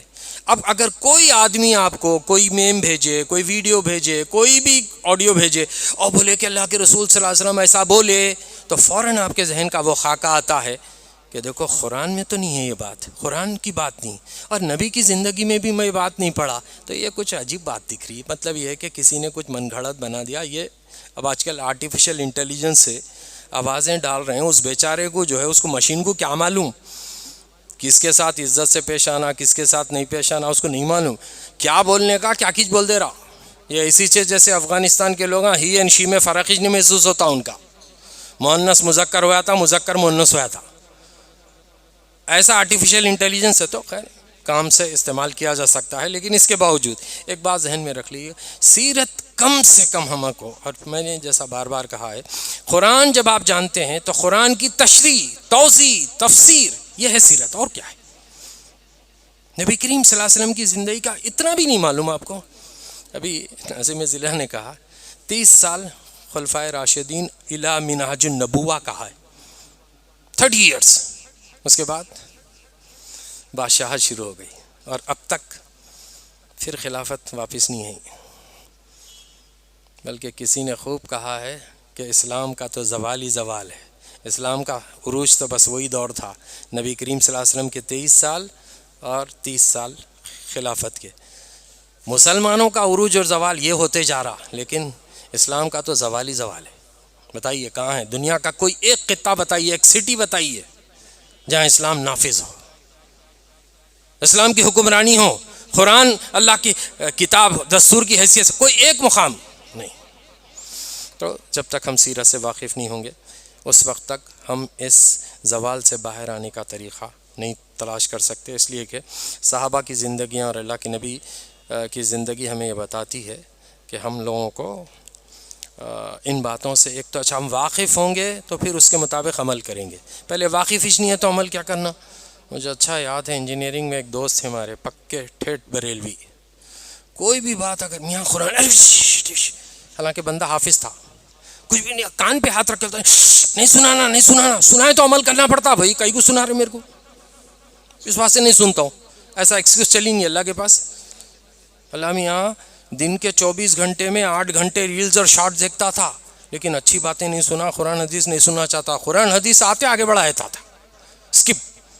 اور دوسرا آ گیا چھچوراپن، آوارگی، ہی ہا ہا ٹھی ٹھی ٹھاٹا۔ اب کیا کیا سناؤں میں آپ کو، مسجد میں یہاں سنایا نہیں جا سکتا۔ یعنی ایسی باتیں جو یعنی کبھی تو سن کے تعجب یہ ہوتا ہے کہ اس پہ ہنسنا بھی چاہیے، ختم ہونے کے بعد ملنا پڑتا تھا ہنسنے کے واسطے وہی ہے۔ تو معلوم یہ ہوتا ہے کہ ہم نے اتنی بھی توجہ نہیں کی ہے نہ قرآن کی طرف نہ ہی سیرت کی طرف، جس کی وجہ سے آج ہمارے زوال کے اسباب ہیں۔ تیسری چیز ہے جس کی طرف ہم سب جانتے ہیں کہ فرقہ واریت اور باہمی اختلاف جو ہے ہمارا، ہم چھوٹی چھوٹی باتوں میں ایک دوسرے سے الجھتے چلے گئے۔ اب آپ غور کیجئے، صحابہ کے درمیان بھی اختلاف تھا، لیکن ان کا اختلاف ہمارے اختلاف کے ایسا نہیں تھا. آپ غور کیجئے، اب کیا بتاؤں. ابو ہریرہ رضی اللہ تعالیٰ عنہ کون ہے؟ مشہور صحابی رسول، 5000+ حدیثیں کوٹ کرنے والی ہستی کا نام ہے ابو ہریرہ. اتفاق سے نہ مکے سے نہ مدینے سے، میں ریسرچ کر رہا ہوں، ڈھونڈ رہا ہوں کہاں کے تو بھی ہے. یہ ہیں یمن کے، دوسری قبیلے کے. اور میں سمجھ رہا ہوں 5000 حدیثیں کوٹ کرنے کے لیے حضرت ابو ہریرہ کتنے سال رہے ہوں گے بھائی؟ مشکل سے 2.5 سے 3 سال رہے ہیں اللہ کے نبی کے ساتھ بس. کیا کرتے تھے حضرت ابو ہریرہ؟ سائے کی طرح رہتے تھے پیچھے، ضرورت کو بھی گئے تو باہر پانی دینے کے لیے تیار.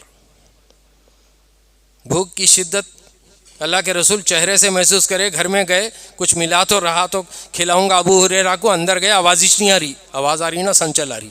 گھر میں جا کے سب سے پوچھ لی ہے، کھانے کو گھر میں کچھ نہیں. یہ ابو ہریرہ 5000 حدیثوں کے راوی، وہ کیا کرتے ہیں؟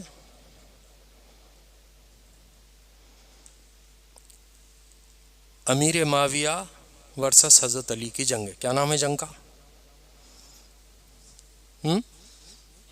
جمل، اونٹوں والی جنگ. حضرت علی کی طرف جو ہے ابو ہریرہ. لنچ ٹائم جب ہوتا ہے، ظہر کا وقت ہوا، جنگ بریک، 3 دن کی جنگ ہے ویسے، وہ بہت نہیں. کھانے کا ٹائم جب ہوتا ہے تو کھانا امیر معاویہ کے پاس زیادہ اچھا مزے کا پکتا، لہٰذا ادھر جا کے کھاتے تھے اور واپس آ کے پھر لڑتے حضرت علی کی طرف سے. ذرا تصور، میں مذاق نہیں کر رہا ہوں، آپ ذرا امیجن کر کے دیکھیے کہ کیسے لوگ تھے. یہ ہمارے بھائی ہیں بھائی. ایک موقع پہ اختلاف ہو گیا، ختم ہو گیا جو ہونا تھا. تلواروں پہ اٹھا لیا قرآن کو کہ اس کو حکم بنائیں گے. اور اس کے بعد کیا کیا ہوا وہ تاریخ کے حوالے ہیں.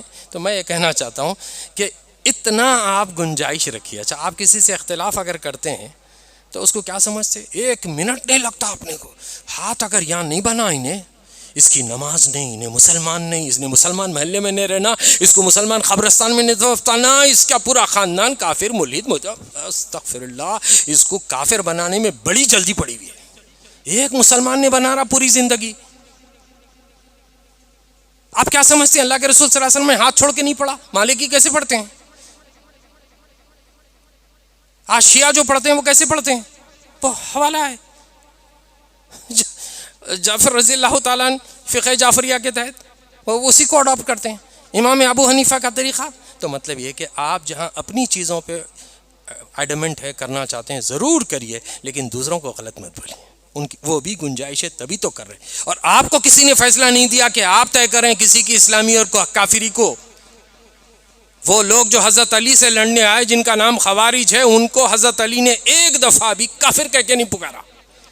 میں تلاش کر رہا ہوں کہ اللہ کیسے لوگ تھے، اتنے اکوموڈیٹو، اتنے عفو درگزر کرنے والے. ذرا سوچ کے دیکھیے کہیں ہے ہمارے پاس یہ صفت. تو ہماری جو فرقہ واریت ہے، مسلک کا ہونا بھائی. میری مسجد کو کہتا نماز ہوتی بھائی، ذرا اپنا 15 منٹ پہلے پڑھتے ہوئے، سب لوگ سب بعد میں پڑھنے والے لیٹ لطیفہ. اپن جلدی کب سمجھ میں آئے ان کو؟ ابھی چاہے جمعہ 8 دن 3 سال پہلے نے مسلمان ہو گیا، لیکن سب کو کافر بنا رہا.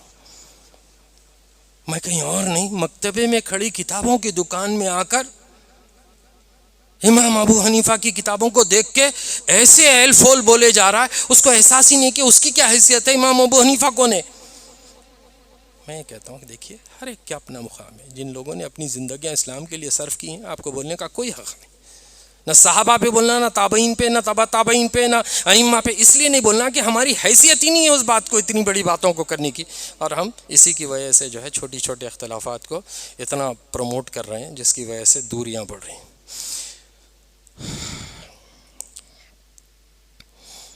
جھوٹ، دھوکہ، خیانت، وعدہ خلافی، تجارت، سیاست، معاشرت میں ہر چیز میں بددیانتی.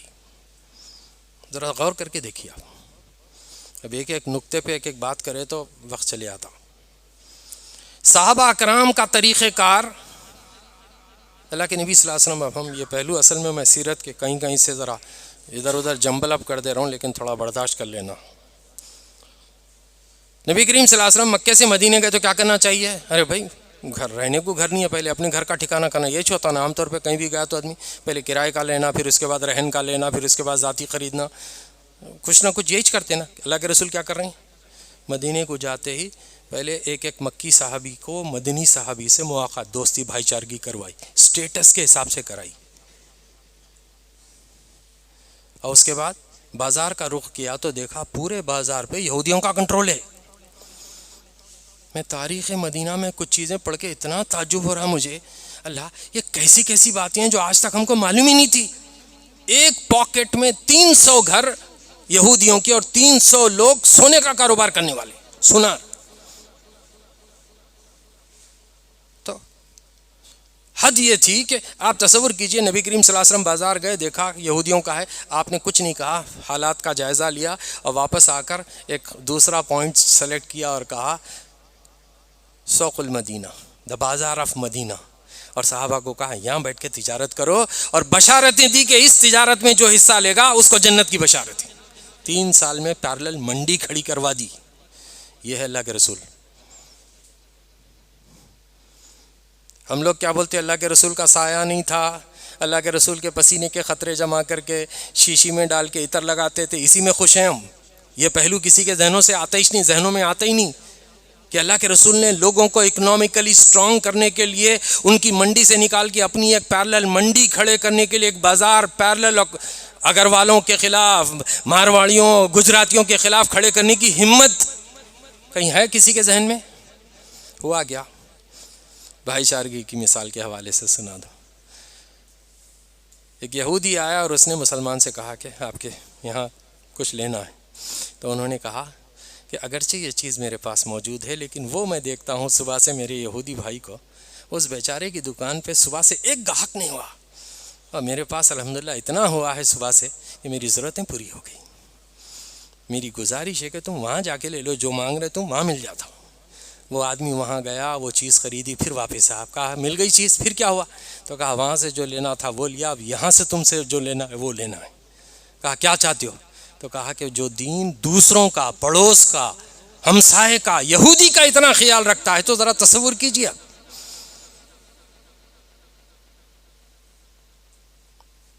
ابھی ہمسایہ کے پڑوس کے متعلق جو باتیں مہم چلی ہے اس میں بڑی اچھی ایک روایت سنائی. عبداللہ ابن مبارک کا پڑوسی یہودی اپنا گھر جب بیچ رہا ہے تو اس نے کہا کہ 2000 دینار اس کی قیمت طے کرا.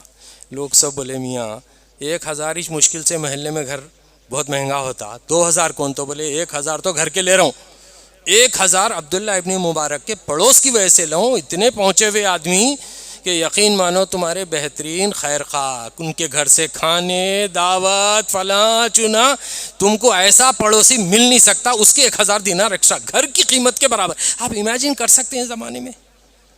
یہ ہے وہ لوگ جو ہمارے اسلاف رہے ہیں، جن سے ہم کو سبق لینا ہے. اگر ہم چاہتے ہیں کہ ہم دھوکہ نہ دیں، جھوٹ نہ بولیں، خیانت نہ کریں، ذرا تصور کیجئے ہمارا معاشرہ کہاں ہے. داڑھی کا سائز، نمازوں کے گٹھے، دکھاوے کے لیے بڑی بڑی تسبیحوں کے بیچ، ان کے بیچ دھوکے کے منصوبے. اللہ کے پاس نہیں پکڑے جائیں گے. اللہ بولے گا یہ تو چولا بدل کے دھوکہ دے رہا. یہ ایسی ہے جب قیامت میں 3 پہلے لوگوں کا پیش ہوگا، اللہ پوچھے گا کیا کر کے آیا؟ بولے اللہ سخی بن کے بنا تھا، خوب پیسہ لٹایا تیرے راستے میں، اور شہید جان دے کے آیا، اور علم سکھاتا، خوب پھیلایا. اللہ کہتا کذبتا، جھوٹ کہتا ہے. پیسے اس لیے دیا تاکہ لوگ سخی بولیں تجھے، جان اس لیے لگائی تاکہ جو ہے تیرے کو شہید بولا جائے، علم اس لیے پھیلایا تاکہ تیرے نام کے ساتھ علامہ لگ جائے. وہ جو ملنا تھا وہاں مل چکا. اور ابو ہریرہ رضی اللہ تعالیٰ عنہ حدیث کے راوی کہتے ہیں کہ اللہ حکم دے گا کہ ان تینوں کو گھسیٹ کے منہ کے بل لے جاؤ، انہی سے جہنم کی آگ سلگاؤ. عالم، سقی، دولت مند، شہید اگر اللہ کی رضا کو چھوڑ کر اپنی نفس کی خواہش کے خاطر کرے تو پھر آپ سمجھ لیں کہ ہم کہاں کھڑے ہیں. اب ہمارے زوال کا کیا حال ہے. ہم سب جانتے ہیں کہ علم اتنا زیادہ امپورٹنٹ ہے. پہلی وحی کے الفاظ اقرا ہے، میں نے اب تک ہندوؤں سے بھی، غیر مسلم بھائیوں سے بھی اور عیسائیوں سے بھی ڈسکشنز میں پوچھا، کوئی ایسی آیت تمہارے پاس ہے جو کہتی ہو پڑھو؟ کسی کے پاس نہیں سوائے قرآن مجید کے۔ چیک کر لیجئے، اب آپ آرٹیفیشل انٹیلیجنس سے معلوم کر لیجئے، اقرأ بسم ربک الذی خلق، اور یہی قوم پڑھنے میں سب سے پیچھے۔ اب زوال نہیں تو کیا آتا؟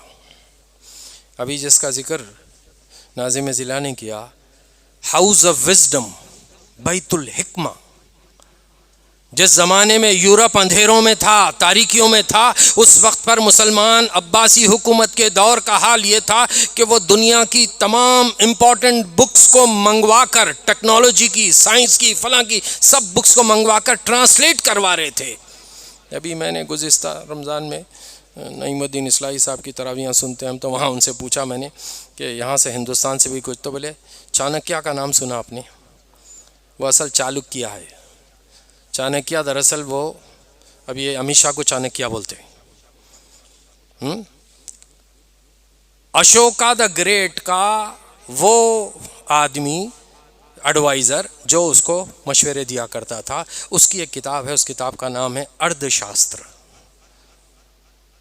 دا بک آف گورننس۔ اس کتاب کا ترجمہ عربی میں ہوا ہے، اور اتفاق سے مولانا نعیم الدین اصلاحی نے کہا کہ کتاب ہم نے یہاں جامعہ دارالہدیٰ میں بھی رکھی تھی ابتداً، کئی مدرسوں میں۔ آپ امیجن کیجئے ہندوستان کی ایک سنسکرت کی کتاب کا ٹرانسلیشن عربی میں ہو رہا، ہاؤس آف وزڈم میں۔ یہ تھے مسلمان، علم کو صرف اپنی میراث نہیں سمجھتے تھے، اسے عام کرنا چاہتے۔ آپ امیجن کیجئے اب یہاں سے خالی کتاب منگا لیے تو وہاں کس کو ڈھونڈتے؟ یقیناً سنسکرت کے پنڈتوں کو بھی لے گئے ہوں گے، ان کو بڑی بڑی تنخواہیں دیے ہوں گے، کھانا پینا، سہولت، لگژریز، امریکہ میں جیسا جا کے لوگ سیٹ سمجھتے ہیں، ایسا سیٹ کر کے ہاؤس آف وزڈم میں ان کی ان کتابوں کو دوسری زبان میں منتقل کروا۔ یہ تھا ہمارا سرمایہ۔ اب کہاں ہیں ہم؟ مولانا مودودی علیہ رحمہ نے شاہ فیصل رحمہم اللہ، اللہ ان پر بھی رحم کرے، کہا تھا کہ جس طرح پوری دنیا سے ذہین لوگوں کو نکال کر امریکہ اپنے ملک کو بلاتا ہے، بڑی تنخواہیں دیتا ہے، ویزا دیتا ہے، سہولتیں دیتا ہے، اپنی شہریت بھی دیتا ہے، آپ ایسا کر سکتے اپنے ملک میں؟ بات سمجھ میں نہیں آئی شاہ فیصل کو بھی، مولانا مودودی کی، نہ ان کو سمجھ میں آئی، نہ سالار جنگ کو سمجھ میں آئی، جس کو خط لکھ کے بتائے تھے، باضابطہ نظام کو ایڈریس کر کے لکھا، مولانا مودودی کا خط موجود ہے ابھی ریکارڈز میں، آرکائیوز میں۔ پہنچنے ہی نہیں دیے سالار جنگ وہاں تک، بولے کہ یہ ملک اگرچہ تمہاری ریاست اتنی بڑی ہے لیکن اس میں مسلمان کتنے ہیں؟ مشکل سے 5%، 94% غیر مسلم ہیں، ان میں دعوت کا کام کرو، اس کے لیے یہ ترتیب، دائی ایسے ہوں، ان کی اتنی تنخواہیں ہوں، ضلع کی سطح فلاں، پورا ڈرافٹ بنا کے بھیجے۔ یہاں سالار جنگ کو نہیں سمجھ میں آئی، نظام تک پہنچا نہیں، وہ ہوا نہیں، اور نا امید ہو کر مایوس ہو کے گئے مولانا مودودی دکن سے۔ اس کے بعد بدر گئے تھے، بولے عمارتیں تو بڑی قدیم ہیں، آثار بتاتے ہیں کہ عمارت قدیم ہے، بہت بڑی تہذیب تھی، فلاں تھی، لیکن یہاں کے لوگوں کے اندر کام کا جذبہ ہی نہیں۔ بیزار ہو کے گئے، پھر ادھر پنجاب گئے، اور پھر اس کے بعد وہاں چلے گئے۔ آخری چیز کہتے ہوئے اپنی بات ختم کروں، نبی کریم صلی اللہ علیہ وسلم کی ابو داؤد کی بہت مشہور حدیث، بلکہ بخاری مسلم میں بھی الگ عنوانوں سے آئی ہے یہ حدیث،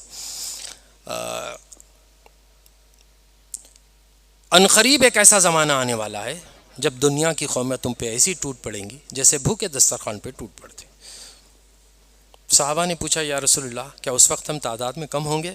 تو کہا کہ نہیں، ایوم ایذن کثیر، اس وقت تعداد میں تم بہت ہوں گے، 56 ممالک، پوری دنیا میں 175 کروڑ، لیکن تمہارا وزن سمندر کی جھاگ کی مانند، کوئی ویٹ نہیں رہے گا۔ صحابہ نے پوچھا یا رسول اللہ یہ کیسے ہوگا؟ تو کہا اس وقت تم ایک بیماری سے دوچار ہو گئے۔ صحابہ نے پوچھا اے اللہ کے رسول وہ بیماری کیا ہے؟ تو کہا وہن، حب الدنیا و کراہیت الموت، دنیا کی محبت اور موت سے فرار۔ جب یہ بیماری تمہیں گھر لگ جائے تو سمجھو کہ دنیا کی قومیں تمہیں آفر کر کے دسترخوان پہ، اچھا اس میں عربی کے جو الفاظ ہیں وہ الفاظ یہ ہیں، ایک ہوتا ہے کورس میل بولتے ہیں نا ہم انگریزی میں، پہلے سٹارٹر آ گیا، اس سے پہلے سوپ آ گیا، اس کے بعد میں فلاں آ گیا، فلاں آ گیا، اس کے بعد میں پھر آپ مین ڈش بریانی آ گئی، پھر اس کے بعد وہ ختم ہونے کے بعد میں ڈیزرٹ میٹھا آ گیا، ایسے یہ ترتیب ہے نا۔ اس ترتیب کو توڑ کے کھائیں گے بھوک کے. ایسا دعوت دیں گے دنیا کی قومیں, آؤ مسلمانوں کو کچا نوالا بنا لو. کیوں؟ کیونکہ ان کے اندر موت سے فرار اور دنیا کی محبت گھر کر گئی. اس کا ڈائلاگ کیسا ہے؟ تم جیو ہزاروں سال اور ہر سال کے دن ہو 50,000. دونوں امپاسبل یارو. Happy birthday to you. ارے کیسا بولتے ہیپی برتھ ڈے؟ بولنا چاہیے happy death day to you, you are closer to death by 1 year. یہ بولنا ہے. 1 سال قریب ہو گئے جی موت سے, ہیپی برتھ ڈے منا رہے ہیں. تو معلوم کیا ہوتا ہے کہ ہم نے یہ محسوس کیا ہے. آپ ذرا تصور کر لیں اس بات کا کہ دنیا کی آج موت سے فراری ہے کہ نہیں. مرے میرے دشمن, میں تو جیوں 1000 سال. کیسا جیتا رے بھائی تو 1000 سال؟ 40 50 60 میں نیچے اوپر ہو جا رہا. 1000 سال کی خواہش تمنا. تو معلوم ہی ہوتا ہے کہ یہ جو محبت دنیا گھر کر جاتی ہے تو اس کے بعد زوال لازم ہے. وہ معزز سے زمانے میں مسلمان ہو کر اور تم خوار ہوئے تارک قرآن ہو کر. چلیے آخری چیز کی طرف چلتے ہیں. آپ ذرا تصور کر لیں, ہم اتحاد کی بات یہاں میرے خیال سے علیم خان فلکی صاحب بھی بہرحال اپنے ایک مشن کے ساتھ آتے ہیں, اور بھی لوگ, اعجاز محی الدین وسیم صاحب جیسے بڑے مقرر وغیرہ, سب ان کو بھی سنا ہوگا آپ نے. اختلافات میں بھی ادب کو ملحوظ رکھنا ہے, اور اگر آپ غور کریں تو ایسا محسوس ہوتا ہے کہ ہم لوگوں کو یہ فن ابھی تک سمجھ میں نہیں آیا. مجھے اختلاف ہے آپ کی بات سے. مثال کے طور پہ کسی بزرگ کو دیکھیے آپ. ایک میں ملے پلی کی مسجد میں ایک بار دیکھ کے آیا ایسا. وہ بیچارہ کہیں ہوتا نہیں لیکن جانماز رکھی ہوئی ہے پہلی صف میں. کسی مائی کے لال کی مجال نہیں ہے کہ وہ جانماز پہ جا کے ٹھہر جائے. وجہ ہے کہ انہوں ریزرو ہے, 4 چلے لگائے ہوئے ہیں انہوں. ان کی جگہ کو کچھ چھیڑ نہیں سکتا. اب بولنا کیسا؟ اب آپ بولے چچا یہ کوئی ریزرویشن ہے, ٹکٹ لے کے لگائے ہوئے ہیں تم جانماز وہاں پہ. انہوں گھر سے لا کے ایک لگا لیتے, لوگ آ کے نہیں ٹھہرنا. وہ اس پوائنٹ پہ پڑے تو نماز قبول ہوتی ہے ان کی. ادھر ادھر کرے تو چلے آنے کا ڈر رہتا. اچھا جس دن انہوں نہیں آئے خالی رکھ دینا. کیا تو معلوم یہ ہوتا ہے کہ اختلاف کے باوجود آپ کو بولنے کا طریقہ یہ ہو کہ ان کو احساس ہو. حضرت حسین کا وہ مثال ہم سنتے ہیں کہ کسی کو دیکھا آپ نے وضو کرتے ہوئے جسم کا کچھ حصہ سوکھا رہے گا. اس بزرگ آدمی کو یہ نہیں کہا بڑے میاں تم کو نماز پڑھنے سے پہلے وضو کرنا نہیں معلوم. اپن دکنیاں ہیں, بات کھٹ کھٹ بول دیتے, بھائی مندی خبسے بریانیاں سب کھا کے آگے بڑھ گئے سے ایسا بولتے. سنتا ہو بیچارہ بزرگ, انہیں بولتا اتنی بہاریں, اتنی داڑھی سفید کرا, اتنی عمر, میرے ناتے نواسے کی عمر کا, میرے کو ٹوکرا. ارے تو بولا صحیح بات بھی بولا تو تیری تو نہیں سنتا, جا. یہ نہیں ہونا.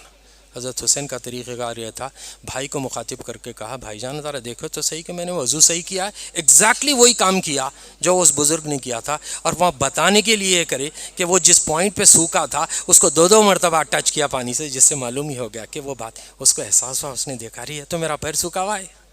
یہ ہے طریقہ کار. اختلاف میں بھی آپ کو یا کسی بات کا اعتراض بھی اگر کرنا ہو تو اگر سلیقہ نہ ہو تو پھر امت میں عروج کم, زوال ہی زوال ہوگا. صبر, توکل اور مسلسل محنت, یہ سب وہ ہنرمند باتیں ہیں جس کے بغیر ممکن نہیں کہ ہم زوال سے عروج کی طرف چلیں گے. اب ہم سے زیادہ بے صبری کوئی قوم دنیا میں ہے کیا؟ ذرا دیکھ لیجئے. میں تو مذاق میں کہتا ہوں اگر مسلمانوں کا صبر چیک کرنا ہے تو رمضان کے مہینے میں چیک کرو بولتا ہوں, جبکہ صبر کا مہینہ بولے اس کو. عظیم مہینہ, روزے کا مہینہ, نزول قرآن کا مہینہ, صبر کا مہینہ. افطار سے پہلے اپنی پسند کے سموسے کی دکان پہ گیا بیچارہ, دیر ہو گئی, اب اذان ہونے کو, سیرن ہونے کو, اب جو جا رہا ہونے انہیں سمجھتا کہ دنیا میں کوئی نہیں سوائے میرے, سموسے گرم پہنچنا اور افطار ہونا. کیا بے صبرا پن. اور حالت روزے میں دن کی 4 نمازیں با جماعت پڑھا, یوں منہ کھولا تو ایسے سیکنڈ لینگویج کے الفاظ دکنی. اب سننے والا نارتھ انڈیا والوں کو تو معلوم ہی نہیں ہوتا حیدرآباد کی گالی کون سی ہے, کوٹیڈ گالیاں. صبر کے حالت مہینے میں منہ سے ایسے آل فال. یہ ہے صبر. ایسا آئے گا صبر؟ آپ امیجن کیجیے اگر تھوڑی دیر کے لیے، ارے کئی دفعہ ہم جیب میں کھجور رکھ کے چلتے یہ سوچ کے کہ اگر راستے میں جو ہے سائرن ہو جائے تو روزہ کھول لیں گے اور جہاں پہنچیں گے وہاں نماز پڑھیں گے، کیا مسئلہ ہے؟ تو کہیں تھوڑا بھی آپ کو احساس نہیں، تو معلوم ہی ہوتا ہے کہ ہم صبر توکل اللہ پر پورا کام کر کے بھروسہ کرنا یہ امت کرتی، پہلے اپنے حصے کا نہیں کر رہی ہے، اللہ پر بھروسہ کب کرنا؟ حالات پہ بھروسہ کرتے، ٹرمپ پہ بھروسہ کرتے جو ہتھکڑیاں ڈال کے بھیج رہا، جنت مل جانا ہے دنیا میں بزرگوں کو، میرا بچہ امریکہ جا کے سیٹ ہو گیا جی ماشاء اللہ، لیکن کیا ہے کہ ذرا بول نہیں سکتے، حالات ابھی اور 4 سال 3 سال ہے شاید انہیں، ٹرمپ فائلاں کھل رہے ہیں اس کے سب گندی گندی تصویروں کے ساتھ۔ تو اختتام میں بس یہی بات کہتے ہوئے اپنی گفتگو ختم کروں گا، وہ یہ ہے کہ ہمارے زوال کے بے شمار اسباب ہو سکتے ہیں، ان بے شمار اسباب کا علاج کوئی باہری آدمی آ کے نہیں کرے گا اور کوئی باہر سے لانے کی چیز نہیں ہے، پہلے سے ہماری دین میں موجود چیزیں ہیں جسے ہم مس کر گئے، بھول گئے، افو درگزر والی پوزیشن میں آ گئے، ہم کو یاد ہی نہیں رہا کہ اچھا ہم یہ خرابیوں سے دو چار ہیں کیا۔ جمعہ میں کبھی کہتا ہوں کہ جھوٹ کے بغیر گزارا ہو سکتا ہے یا نہیں حیدرآباد میں، تو ایک صاحب بولے حیدرآباد میں تو نہیں رہ سکتے، بولے بغیر جھوٹ کے۔ میں بولا آپ سمجھ رہے ہیں سب کے سب جھوٹے ہیں تو اللہ میاں باقی رکھتا ہے دنیا کو؟ یہ تصور ہمارا۔ والد صاحب گھر میں بیٹھے ہیں اور دوست دروازے پہ نوک کرے، بیٹے کو بولے بیٹے جا کے بولو ابو گھر پہ نہیں ہے، بیٹا بیچارہ بہت چھوٹی عمر کا بھولا بچہ تھا، جا کے بولا ابو بول رہے ہیں چاچا ابو گھر پہ نہیں ہے، وہاں سے جھوٹ سکھائے۔ ربر بال بازو والے کے گھر میں گیا، بال لانے جا کے مرغی بیٹھی تھی، مرغی بھاگی دوڑ کے بال کو دیکھ کے، انڈا مل گیا تو ہلو جیب میں رکھ کے لا، امی خوش ہے کہ بولے صبح میں تیرے کو اس کا آملیٹ ڈال کے کھلاتی ہوں۔ واہ، امی کا بھی پروموشن ابا کا بھی پروموشن، دونوں کا، یہ لے کے جائیں گے بیٹے کے ساتھ جنت میں۔ تو معلوم یہ ہوتا ہے کہ اگر ہم لوگوں نے اپنے طور پہ یہ نہیں طے کیا کہ ہم اس زوال سے باہر آنا چاہتے ہیں، ہم قرآن کی دوری سے قربت کی طرف آنا چاہتے ہیں، سیرت سے قریب ہونا چاہتے ہیں، اب سیرت کو اپنانا چاہتے ہیں، ہم اگر چاہتے ہیں کہ ہماری اخلاقی کیفیت پرانے پہلے کے مقابلے میں بہتر ہو، تو ہم کو اپنی کمزوریوں کو آئیڈینٹیفائی کرنا ہوگا، اور اس انگریزی ڈائلاگ کے مطابق اف ناٹ می دین ہو، اگر میں نہیں تو پھر کون؟ زبردستی کون بدلے گا آپ کو؟ نہیں بدلے گا کوئی۔ اللہ اس قوم کی حالت کو اس وقت تک نہیں بدلتا جب تک نہ ہو خیال ان کو اپنے خود کے بدلنے کا۔ اللہ تعالی ہم سب کا حامی و ناصر ہو، اللہ ہمارے کہنے سننے کو یہاں مل بیٹھنے کو قبول فرما لے، اور اے اللہ ہم سب کا تو نہ صرف حامی ناصر ہو جائے بلکہ ہم سب سے تو راضی ہو جا، ہم سب تجھ سے راضی ہیں۔ اے اللہ ہماری خطاؤں کو درگزر کر، ہمارے گناہوں کو معاف فرما، ہم سب کی مغفرت کر دے۔ اے اللہ ہماری کوتاہیوں کو کمزوریوں کو درگزر کر، اور اے اللہ جو خرابیاں ہمارے اندر داخل ہو گئی ہیں ان خرابیوں کو دور فرما دے، اور اے اللہ وہ اچھائیاں جو نبی کریم صلی اللہ علیہ وسلم اور صحابہ نے اپنائی تھی جس سے دنیا میں ان کو عروج حاصل تھا، اور جو دنیا کے لیے ایک مشعل راہ بن گئے، مثالیں بن گئے، اللہ ہماری زندگیوں میں بھی وہ عروج والی وہ صفات پیدا کر دے تاکہ ہم اپنی زندگیوں کو بہتر کر سکیں اور تجھے راضی کریں۔ سبحان ربک رب العزت عما یصفون وسلام علی المرسلین والحمد للہ۔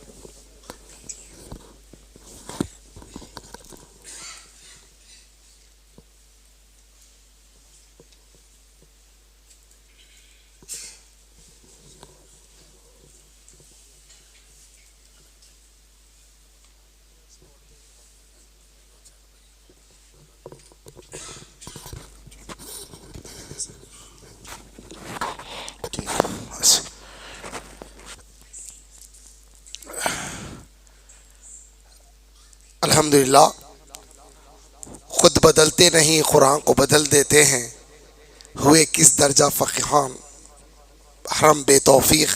یہ تھے جناب انجینئر محمد منیب احمد خان صاحب جو اختتامی خطاب پیش کر رہے تھے، جس میں آپ نے سیرت کے آج کے امت مسلمہ کے زوال کو عروج میں بدلنے کی باتیں کہیں۔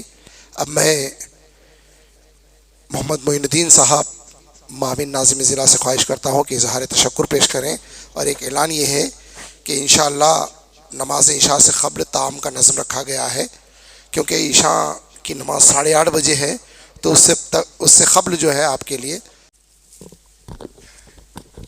نحمد صلی علی رسول الکریم فوز باللہ من الشیطان الرجیم بسم اللہ الرحمن الرحیم۔ میں سب سے پہلے اللہ تعالیٰ کا شکر بجا لاتا ہوں کہ اس نے ہمیں آج کے اس پروگرام کو منعقد کرنے کی، جس کا عنوان ہے مسلمانوں کے زوال کے اسباب، سیرت النبی صلی اللہ علیہ وسلم کی روشنی میں اس کا حل، اور میں محترم آج کے مہمان خصوصی انجینئر محمد منیب احمد خان صاحب حیدرآباد کا دل کی گہرائیوں کے ساتھ شکر ادا کرتا ہوں کہ انہوں نے اپنی سفر کی صعوبتوں کو برداشت کرتے ہوئے، اور کیونکہ موسم سرما ہونے کے باوجود انہوں نے ہمارے لیے وقف فارغ کیا، اللہ تعالیٰ انہیں جزائے خیر سے نوازے۔ اور ساتھ ہی ساتھ میں جناب محترم محمد ناظم الدین غوری صاحب، ناظم ضلع سنگاریڈی جماعت اسلامی کا بھی اظہار تشکر کرتا ہوں کہ انہوں نے بھی ہمارے لیے وقت فارغ کیا، اور ساتھ ہی ساتھ جو ہمارا پروگرام کا آغاز محمد عمار فاروق کی تلاوت و ترجمانی سے ہوا ہے، کیونکہ اور ساتھ ہی ساتھ ایک ہونہار طالب علم محمد مزمل، جنہوں نے آج کی محفل کو لوٹ لیا، ہمارے پورے ماحول کو گرما گرم کر دیا کہ چین و عرب ہمارا، ہندوستان ہمارا۔ اور اسی طرح ایک ہمارے کہا کرتے تھے بزرگ کہ چین و عرب ہمارا، ہندوستان ہمارا،